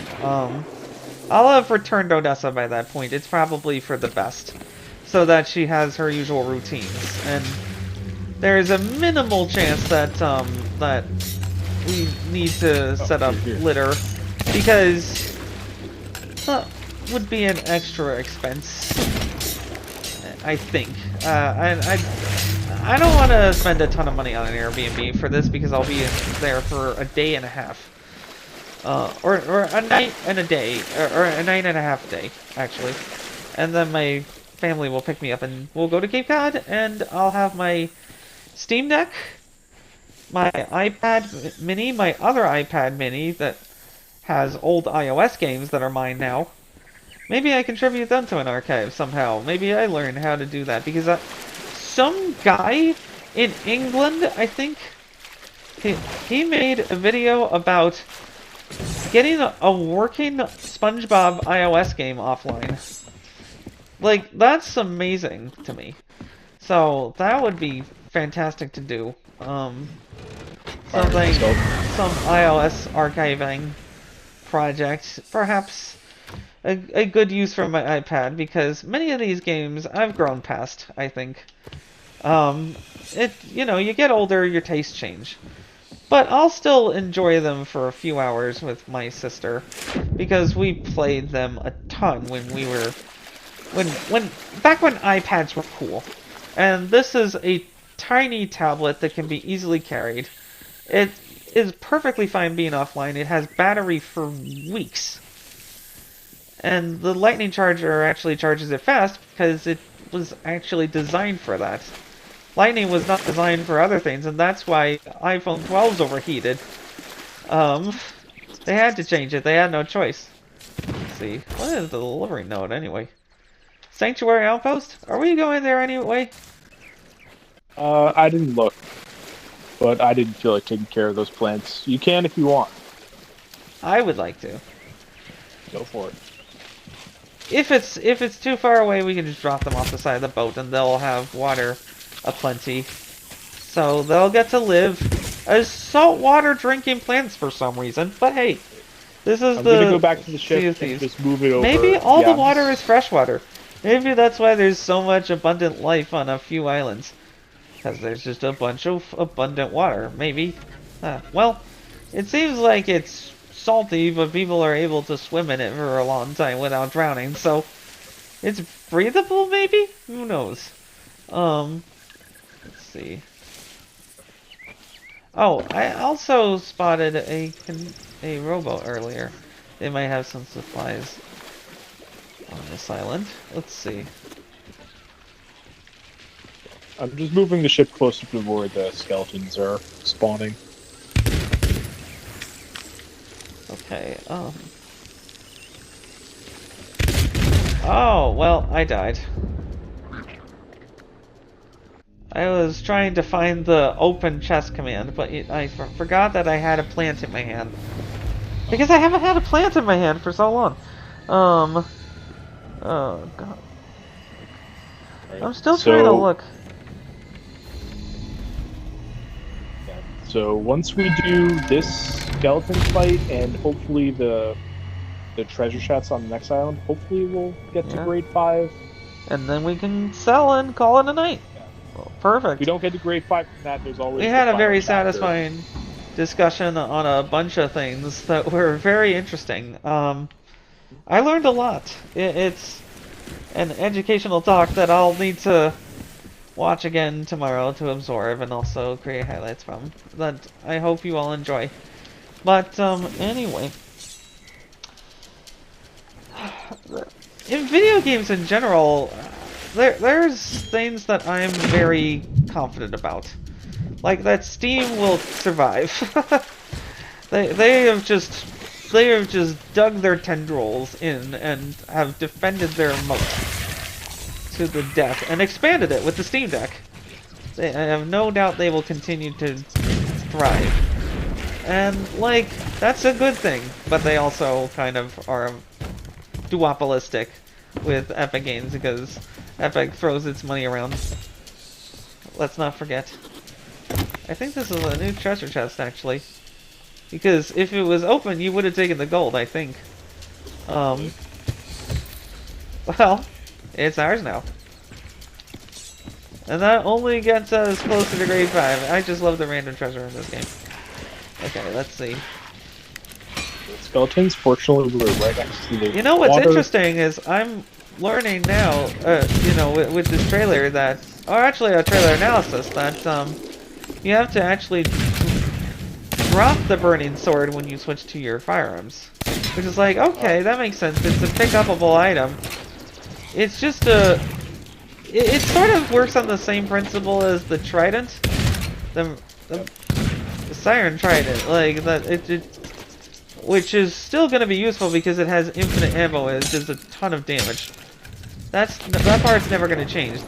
The balance is static in Sea of Thieves because every weapon's role is fixed, and the game's linear sandbox in fights is... It's just a rock, paper, scissors combination. Of like, you don't want to do blunderbuss to exploding barrel enemies because then you die. You know what I mean? As opposed to a more dynamic sandbox like Halo's. Or... upcoming Splitgate 2. Are you interested? I would totally play it with you. I didn't know they were making a sequel. Okay. They're getting $100 million and a bunch of Halo, COD, and Valorant developers. I actually think I need to try Valorant. Huh. Well, anyway. Because I tried it on PC, but the trackpad was not allowed to be used as a mouse for some reason, as a mouse camera for some reason. So I couldn't look anywhere. I could move, but I walked like a crab.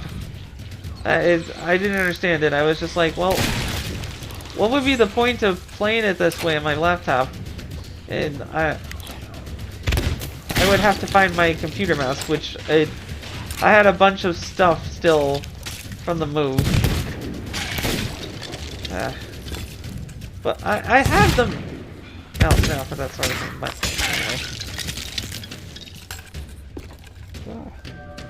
I'm just gonna eat this snake. It would have been low value anyway. For all it's worth. There you go. Captain!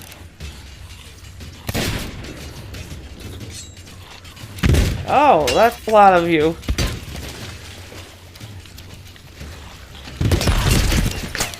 Well, I blew him into the water. Woo!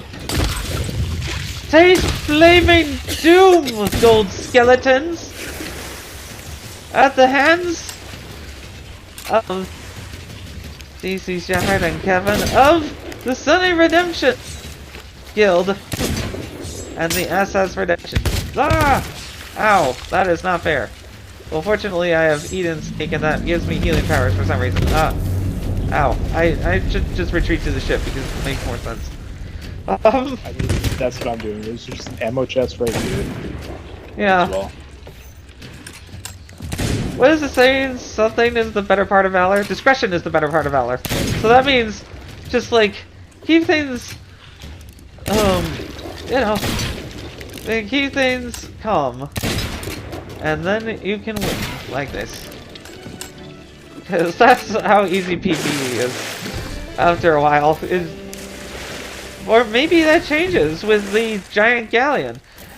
I might have to just recruit more people. If you want to join a galleon, I think that would be amazing.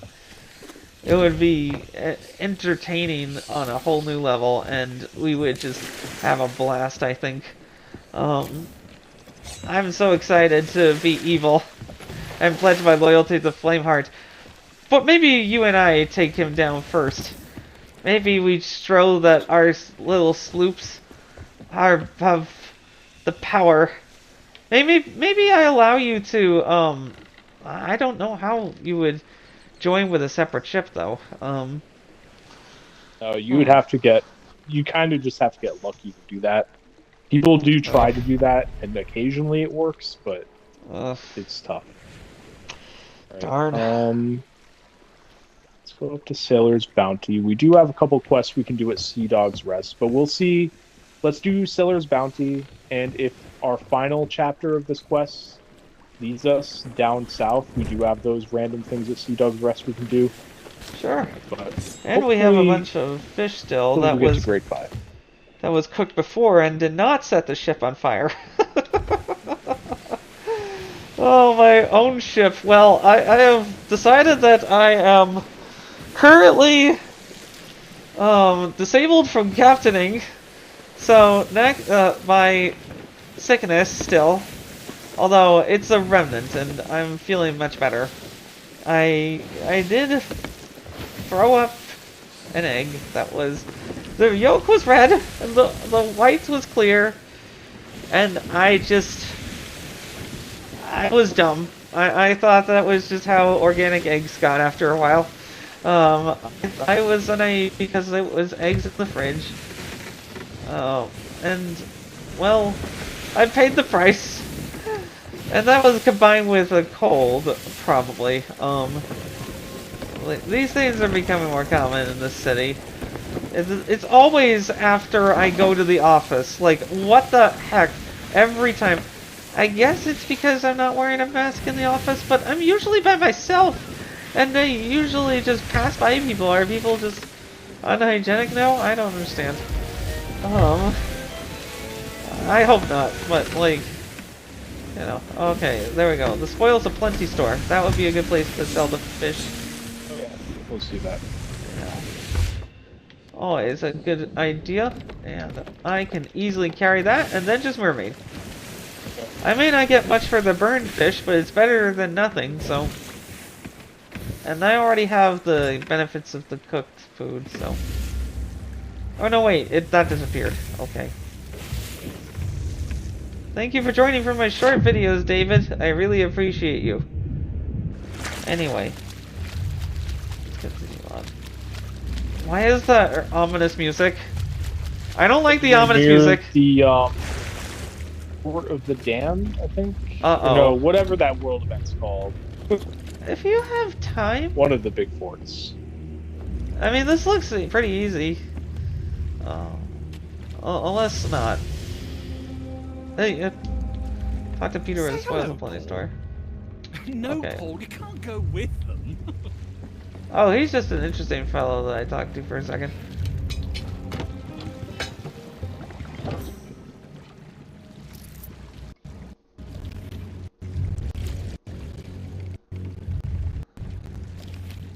Oh, there was a bunch of lag, and the chat box blocked the reward screen, which I did not anticipate, but I think I got something in the neighborhood of 205 gold, which is not bad.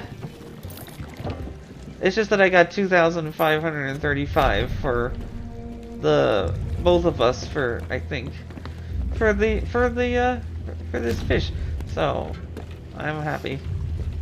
And let's see, promotions 45. Let's see. What level am I now? Wow. 41. So, that can't be long. Especially at this rate.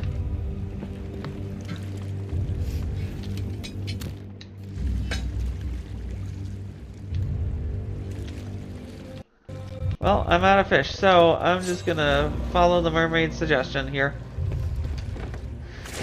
Well, that was a good bit of reputation. I'm close to 42 now, so I'm happy. That means I'll get that cool cannon, I think. Yeah, that looks really sick. I like my cannons, as you know. They make me feel intimidating on the high seas. I haven't captained a galleon in a while. I think the first time I did that was the Gamescom thing, and I marked orders like a real sea captain, and that was fun. For that week, as we just gained gold from just hunting treasure and defeating players to claim it. That was this game, and that's an old version of the game that I don't think anyone has a backup of now because it's a server thingy from Gamescom. Of course not. But well, it will still be in my memories, in my heart, as the first version of this game. And like, you know, some games will just be memories, and you know what? That's fine. Like, not every game is meant to last forever. But what I'm worried about is how many games are online reliant. I think that's a fairly reasonable concern, considering that that would be a considerable amount of our culture from the early 21st century is locked behind online monetization for reasons. I'm sure somebody would hack it after it was taken down and offline engineer it, because that's what people do. But we can't rely on that. Well, I mean, for the Suicide Squad killed the Justice League, I don't really care. That game is not very good. I just don't like it. But, you know what? It had its chance, and now it's gonna limp on because of the IP. You know, it's like, oh, you can play a kind of good version of Mr. Freeze, I guess, is what they're going to do for Season 2. It's like, it's just one villain per season to keep people drip-feeding. It's whatever. I have no desire to do any of that. And so not every game can be for everyone, which means not every game wins out. I'm just gonna grab this pork and cook it later as my emergency fuel. Now that I've sold all the fish. Let's see.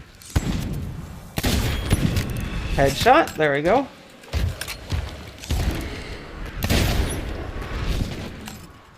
Headshot. Anyway. I don't know why I like doing the Unreal Tournament voice. Anyway, let's see.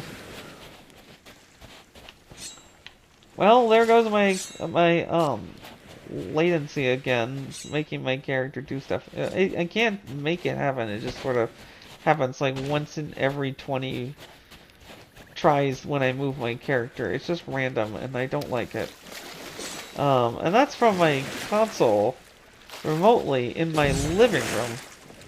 At least that's how it's supposed to work. But the errors that have been happening, they are still there, and that's just kind of random, and it's kind of annoying. I may just do the GeForce now and try to do crossplay with you. That would work in Windows and would probably run better. For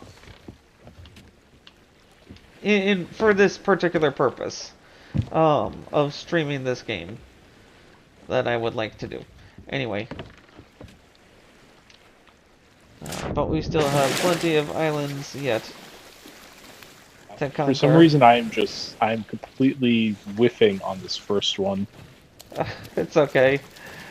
Some islands are just confusing. I have 4 porks? This one's pretty straightforward in theory. I'm just totally missing. I feel like I must have dug right around where it was. Okay. And just totally missed it. So, which map do we have again? I've just We're on Sailor's Bounty, the treasure map. Okay. Okay, so let's see. So that's Southern. I am... Okay, so northeast is that way. Right now I'm going for the one on the big island in the middle. I'm just I totally think I missing might it. be on the big island too, so we should split up to divide and conquer. I think the smaller islands to the north pose some good bounty, so I will go there. Ah, man, it is hard sometimes to enjoy video games when there's all this drama. My one respite from a lot of this world is playing this game with you. Because, well, it's just a fun time. But, let's see.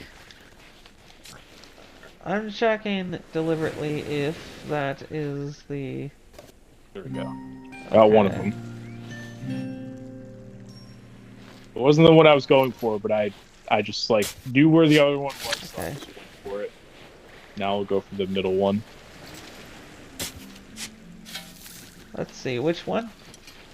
The southern one? I just got the southern one because I knew where that one actually was. Okay, yeah, nice, nice. Okay, so... The one with This the other one boat should be wreckage somewhere. on... That's not it, because... Okay, so it's a singular green mass. There we go. Okay. Well, that is just... We're just chugging through it. Okay, well... I found an ammo crate, which is awesome. Because we can still sell it even if it isn't full and get a bunch of money, which people may not know. Well, I mean, maybe not a ton of money, but... Some. Not none. Well, that roar was ominous. Anyway. Right, so we're probably going to have to do the final chapter to actually hit grade 5. Yeah. That's alright. Which I am totally up for, so... Yeah. Let's do that. Okay, so that island is definitely not it.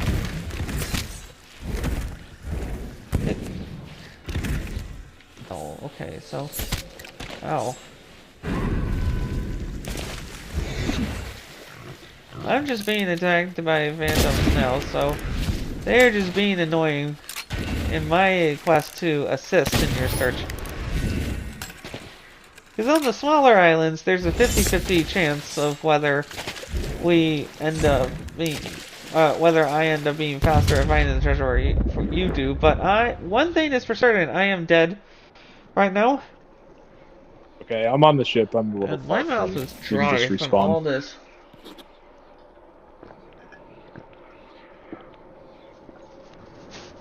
Heat and cold that I live in. It's just like, why? The heat makes people angry and confused. I mean, not everyone. People who have access to good air conditioning and water.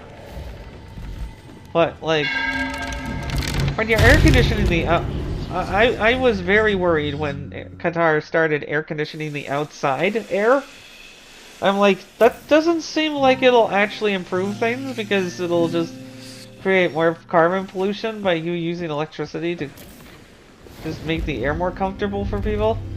Like, that sounds like something out of a Dr. Seuss book.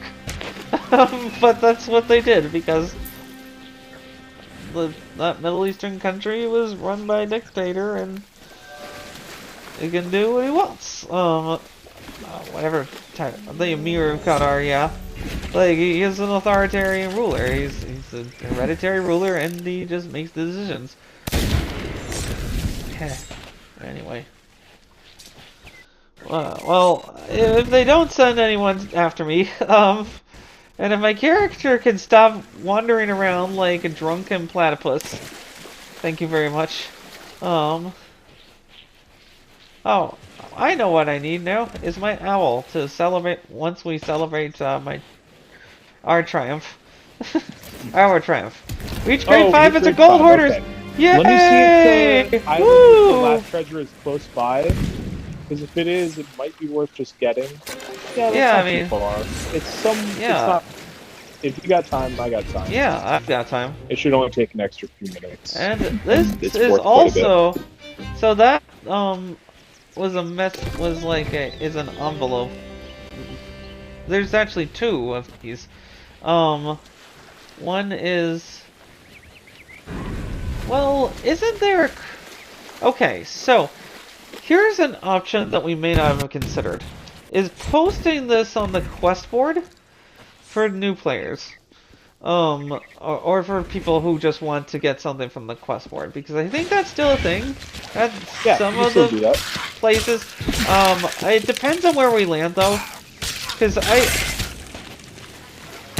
I totally abandoned the plant. I am not a plant dad, or a plant mama, or a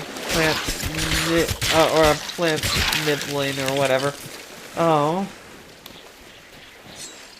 Non-binary chaos being. Anyway, let's see. Reloading that. I forgot that my iPad was on for a long time, but it's easy enough to charge over USB-C. I have a pretty good streaming setup now, actually. This Art Deco lamp, it lights me up pretty well. I think this MNN monitor is 1080p and looks really good, and the video is being filtered through my Mac Mini, and the resolution looks good. So, and I use my iPhone as a camera. This is what technology is, and that's really cool. It makes it easy and democratic, I think, for people sometimes to talk about these things. And gaming's the same way. It'll be democratized, it'll be on more devices, and that's never a bad thing. It's just that the experience is on par right now, and Microsoft, it has only itself to blame. Like, it was a slam dunk before, but no longer. Well, I'm just cooking my pork. Let's see. Oh, we really are about to do it. I am so excited. After the past couple of days of lying around and watching a bunch of videos about YouTube and video games and Nebula while sick, we're just resting up and taking immunity boosters and eating oranges and and then after my stomach was basically empty except for buttered noodles and chicken soup, I had a lobster roll, or slider, one, which was nice. Half a dozen chicken wings and a fish sandwich with slaw from Honeymoon Chicken. They were really good. And I'll have a feta watermelon salad for lunch, which will be nice. And then the wings for dinner tomorrow, because I had an okay microwave meal where the pasta just got stuck together and was very rubbery after being in the microwave. Oops. Oh well. Maybe not that brand. Maybe I tore too much into the plastic overwrap and destroyed the contents. Oh well. Ah, now my character's being let around by lag again. Yeah, I think this is the final straw between me and even the remote play from Xbox from across my room. Like, I don't understand, Microsoft. This should be easy, right? This makes your console a good device. Is features like this that are essential to some people. But well, if you want me to do NVIDIA GeForce Now, I did accidentally buy a 6-month thing for $99. How do you do that accidentally?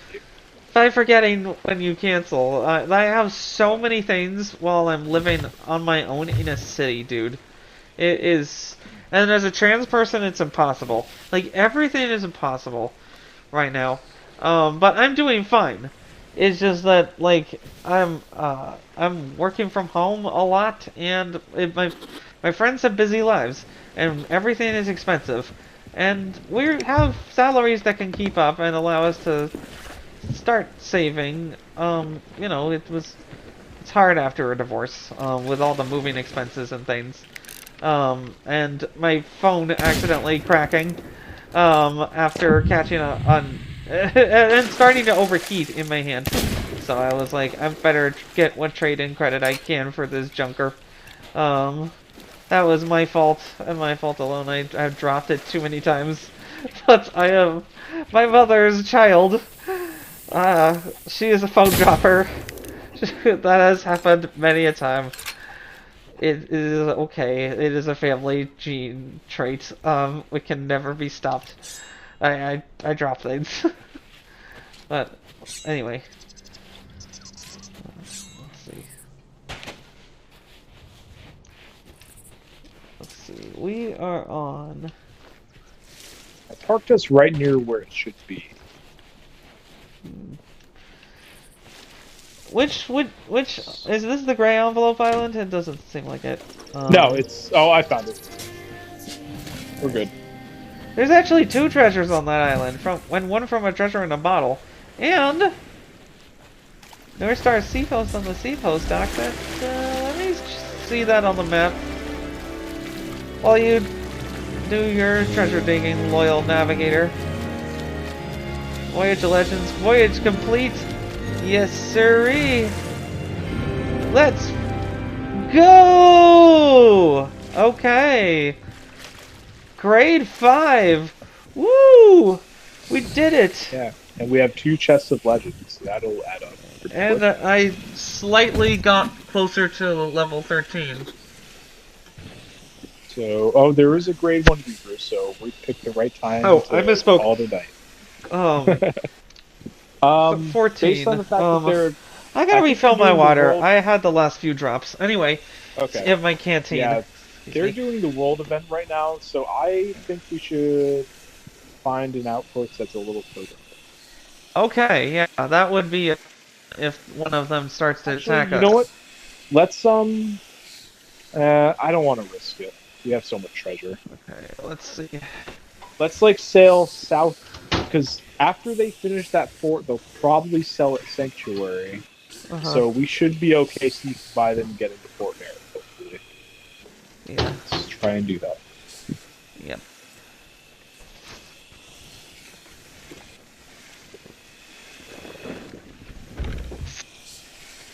So I'm gonna kind of just sail a little bit wide, so that they can't even potentially spot us. At least, hopefully not.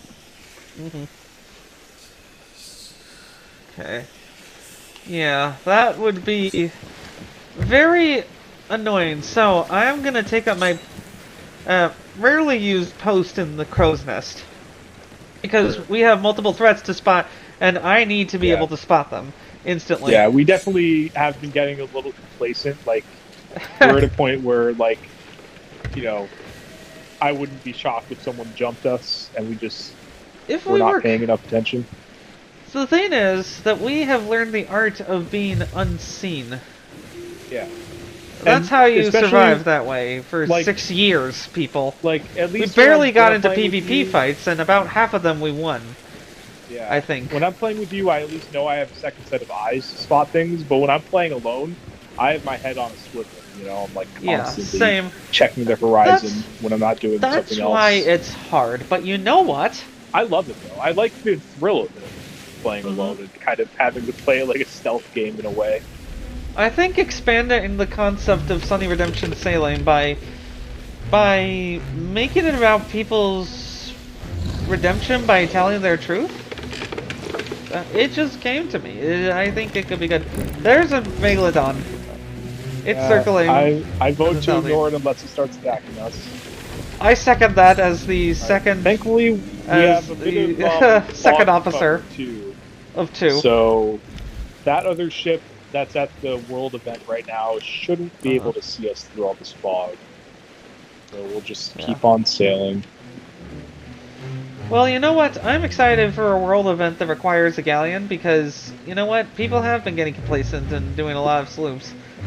Because... Oh... Let's see... Alright, the check other that ship message is later. on the move. I think Okay. there's a fight happening. Yeah, the other ship's fighting a sloop. So they're what direction, in what direction, navigator? West. Let's see. Pretty much due west. Look around where the wolf is. You'll see two ships fighting.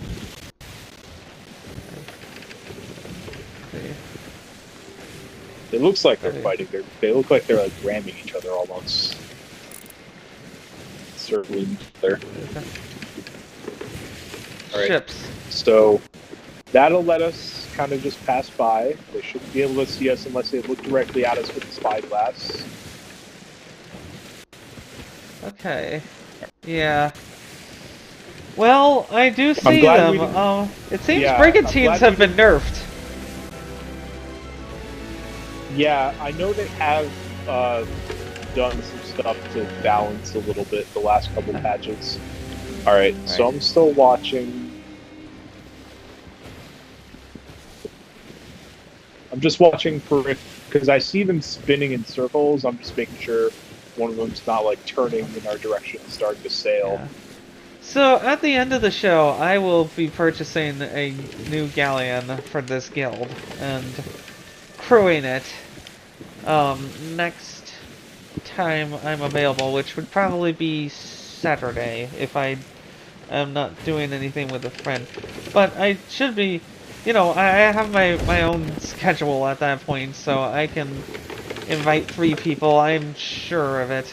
I've joined the Sea of Thieves Discord in all of this confusion about this one band guy, which the video I can't find. Maybe I have to switch. You know what it is? I was on the wrong YouTube account. I was switching. I was on my creator account. I should be on my personal account to look at this. Because this guy is very... It's an interesting character. The game at war with their own community over the ban of... Theb. Have you heard of him? No.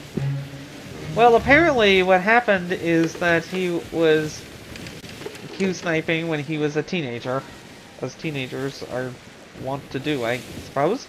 Who feel that they're hot shit at a game in 2015 when it was still early and people were still clawing their way to the top. I mean, at this point, the you know, the captains have settled.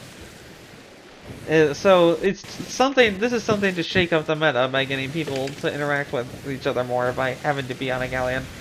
So anyway, so then what happened is that he posted he humorously posted a Minecraft cheating guide and called it a Sea of Thieves cheat guide, which somehow the rare employee didn't read past the complaint and just banned him because it was a streamer that reported him, is my understanding, is a lot of the bans, and it seems very unfair to me. I don't really understand it, and you know what? I want my channel to be a bastion for free speech on YouTube, so I would like to extend an interview invitation to Mr. Theb, even if it's just a private Discord interview to sort out the parameters of what I would say on the subject, because I think it would be a speech given by me about the situation and my thoughts on it after interviewing the man in private, where I could anonymize some of the details and just report on it neutrally, because it seems like that would be allowed, and perhaps in Sea of Thieves that would be desired, to balance out the scales, to really understand what is going on here. Because this is a game I love, and, you know, if the community is being brought together in Season 13 to be villains and in a fun way, maybe there'll be less toxicity? Just saying. Yeah, that would be nice.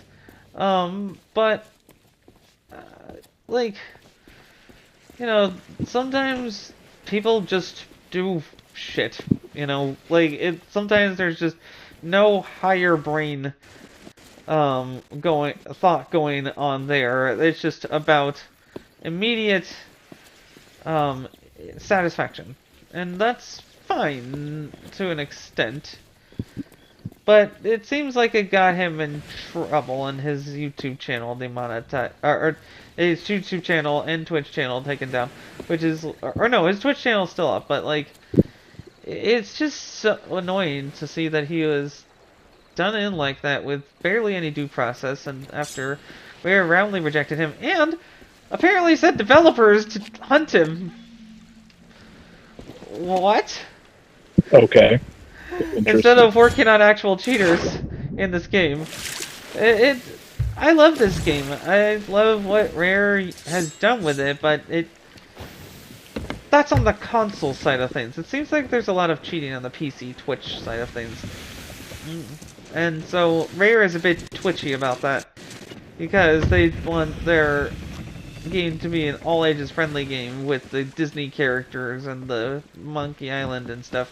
So that's who they're appealing to, is the casual pirate enjoyer. And I think it may work. It's possible. It's possible that I may decide to get Sea of Thieves CD key, so I don't give Microsoft money directly, because why would I? Like, they're just revealing themselves to be a company that just doesn't know what the fuck they're doing right now. They're just flailing for a solution here. For the past 2 days, they have been flailing at the thing they were supposed to be rock solid at. This may cause governments to reevaluate relationships with Microsoft, and may prove a financial blow to the company that could be really troublesome for Xbox if they decide that they need cash immediately and just sell the business. That is my economic, like, worry, not a prediction. Because, like, I'm not a financial advisor or an economist. I don't understand how this kind of stuff works. I read up, and I have a working understanding based on economic policy, but we shall sail together. Oh no, wait, our guild motto. We shall bail together. Yeah, there we go. Yep, that will be what unites us all, is a determination, whatever our previous thoughts about Flameheart. We must evaluate his claims to be king of the Sea of Thieves in good faith. Except that when I'm... Okay, so here's the deal. When I'm with you, we'll be noble fighters. We'll assemble two like-minded souls and destroy the pretender who dares threaten the balance created by the factions and the Pirate Lords. Ghost.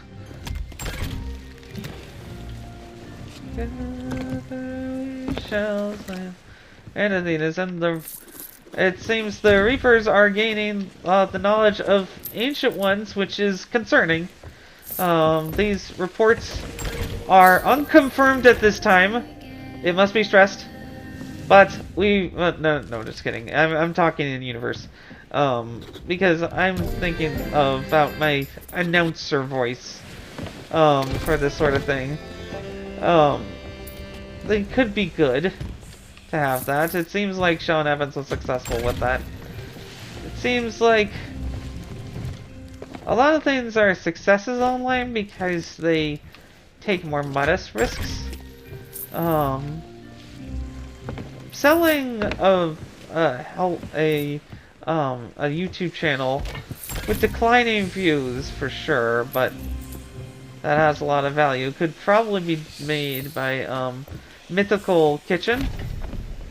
Have you seen their stuff, like Good Mythical Eats or something like that? No, I'm not really into cooking stuff. Yeah, I haven't like really seen their YouTube stuff or either. whatever. But I've just bookmarked them and First We Feast, so then to see some of their other shows at some point, like to get me really hungry while eat and then like have lunch. That's kind of spicy. I mean the buffalo wings that I got from Honeymoon Chicken were actually pretty good and spicy, but balanced out well with buttermilk ranch. So, you know, perfect. Like, hey, I'm back from sick day. I'm just gonna eat whatever I want for one day, type thing. You know, as a reward to myself after having thrown up all the contents of the tofu stir fry that I made, and I just included a little bit of egg, and I thought it was fine, and I paid the price. So, ouch. But I digested the rest of everything, which means that I was able to rebound in a couple of days. Meanwhile, like, my cannonball crate is not full. Okay, I gotta fill it then. That hasn't happened in a minute. I don't think, but it's hard to keep track of all the treasures that you're selling. If people would want to get a ledger, then that would be quite fine, but anyway. Let's see. Almost done. Almost. And make sure the Reapers aren't like near us. Nope, they're still at the fort. Yeah, and we're close to being done anyway, so. Oops. I did not have the fanciest footwork there. But let's see. I guess what the thing is that, like, you know, don't worship multi-billion-dollar companies who right now are like figuring out ways to quickly survive with turnarounds. It's just, it's all very, there we go, all sovereign chest contents. Creative Immaculate what now? It went by a bit fast for me. Silk, maybe? I know one of them might be silk. Ah, you know what? Again, why I keep track? Is that everything? Everything is okay, we just have melted down in the gold. I'm just gonna drop this off somewhere. Yeah. Yeah, just leave it where a new player would probably spawn around here. Yeah, and we can go lower emissary as well. Yeah, that's a very good point, and then we will have everything we need.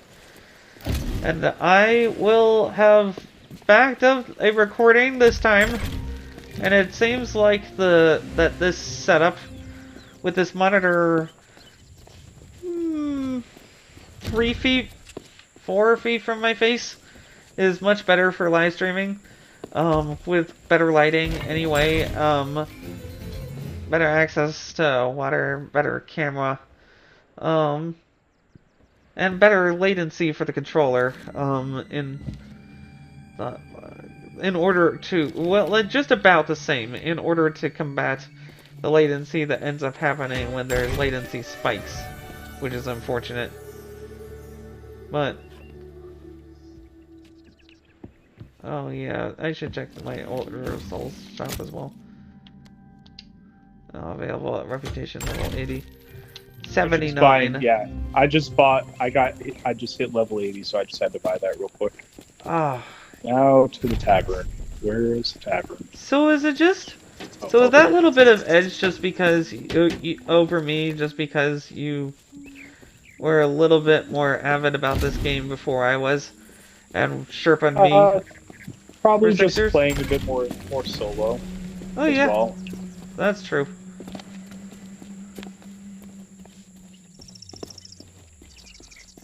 The game has grown so much since then. I'm just admiring this beautiful scenery while the Order of Souls reputation is increased. And I almost forgot, I'm going to get Oats, my trusty owl, to join the fray. Oh, as Athena's fortune and reputation really increased. Nice. Yeah. Let me remember where the mysterious stranger is. I don't remember where the ship is. My goodness, I am lost on this island. Oops. Okay, there we are. Well, this is a good, like, little parkour course for a pirate. Actually, that could be nice.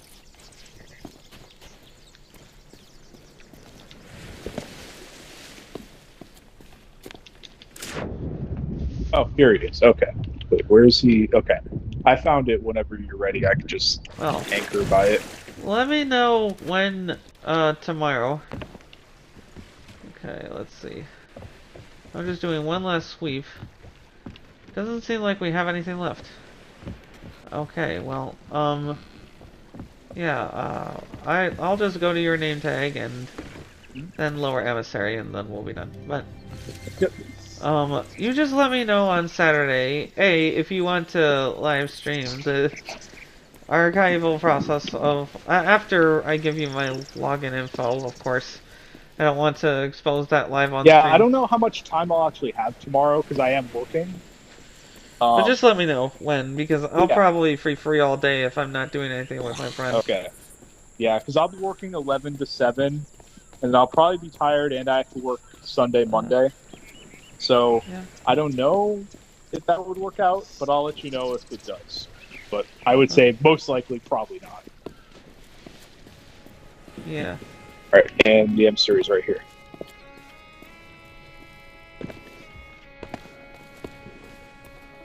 Okay, there we go. That was a very, very crucial, emissary flag. Mm-hmm. Okay.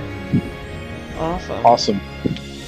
Alright. Well done! That was another productive, uneventful, but fun voyage. Yeah, and with a lot of great discussion about things that I'll need to listen to a second time for understanding, and doing more research on to better understand how to preserve games, and can't wait whenever you can. You just let me know. That should take not more than a few minutes, and then you can download them at your leisure, and back up the games that any few games that I have that you don't. Yeah, take them. The thing I that have no use for them. Yeah, well, my process was going to be figuring out if I have any games that are actually, need to be uploaded anywhere, and then if I do, I have to just JTAG my 360. So that will be a process in itself. I've done it before with other people's 360s. Let me know if I can contribute any research on that. The thing is, if I don't, well, I know how to do it. It's not that, it's not that hard. Okay. The thing is, like, if I don't need to back up any of those games, I probably won't end up going through that process. So. Okay. Yeah, that's fair. See. Because if you just have your Xbox 360, that would be your favorite use case, and then perhaps you loan your Xbox around in order to have its files be drawn offline, because, like, at that point, I think the legality is more on the side of the people who bought the Xboxes and just have a right to their games. Well, no, I don't need to, like, loan the 360 around. I just get the files out and upload them to a Discord. Oh, that would be how I would do it, but, But yeah, no, uploading the files makes sense too. That would make sense. My inclination, if I got an Xbox 360, which, you know what, maybe there's one that's like at a garage sale for $40 or something. That would be a good get in order to just get those files and edit them how I want. Like maybe, apparently if you edit the save files on the 360 for Half-Life 2, you can get 60 FPS consistently on the Xbox Series X. But you have to... Yeah, I remember hearing about that, yeah. You have to load with that save file, and it's kind of annoying, but anyway. Yeah. Well, you have a good one, my friend. We have had a very productive evening. Yeah, and, absolutely. Well, good wishes to you and yours. I do hope to see you all on that Saturday. Absolutely, yeah. August 24th. You just let me know, and I'll try to make it work with my family. I'll let you know. Yeah. Okay. Sounds good to me. All right. You have a good See one. you later. All right. Bye. Bye. And you all have a good one as well. I have saved a recording of this, so hopefully everything will be hunky-dory, and I will not have the anxiety that comes from discovering that my recordings are corrupted and have to be deleted of my lives that I work hard on. There is one lost episode of SunnyRedemption Sailing, everybody, and I will never be able to find it. It was supposed to be number 5, I think. Oh well.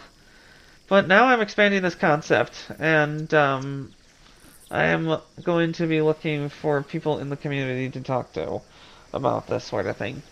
I think as a person who has absolutely no stake, I think I can ask pretty neutral questions to just get to the bottom of the story and make an interesting podcast in long form on Sea of Thieves, which I don't think has been done before, so that stands out.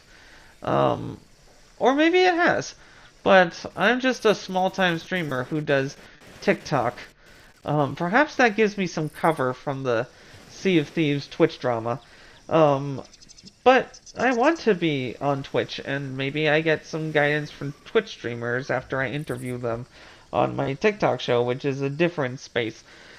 Anyway, I'll just end the live now. You have a good one, everybody. Bye.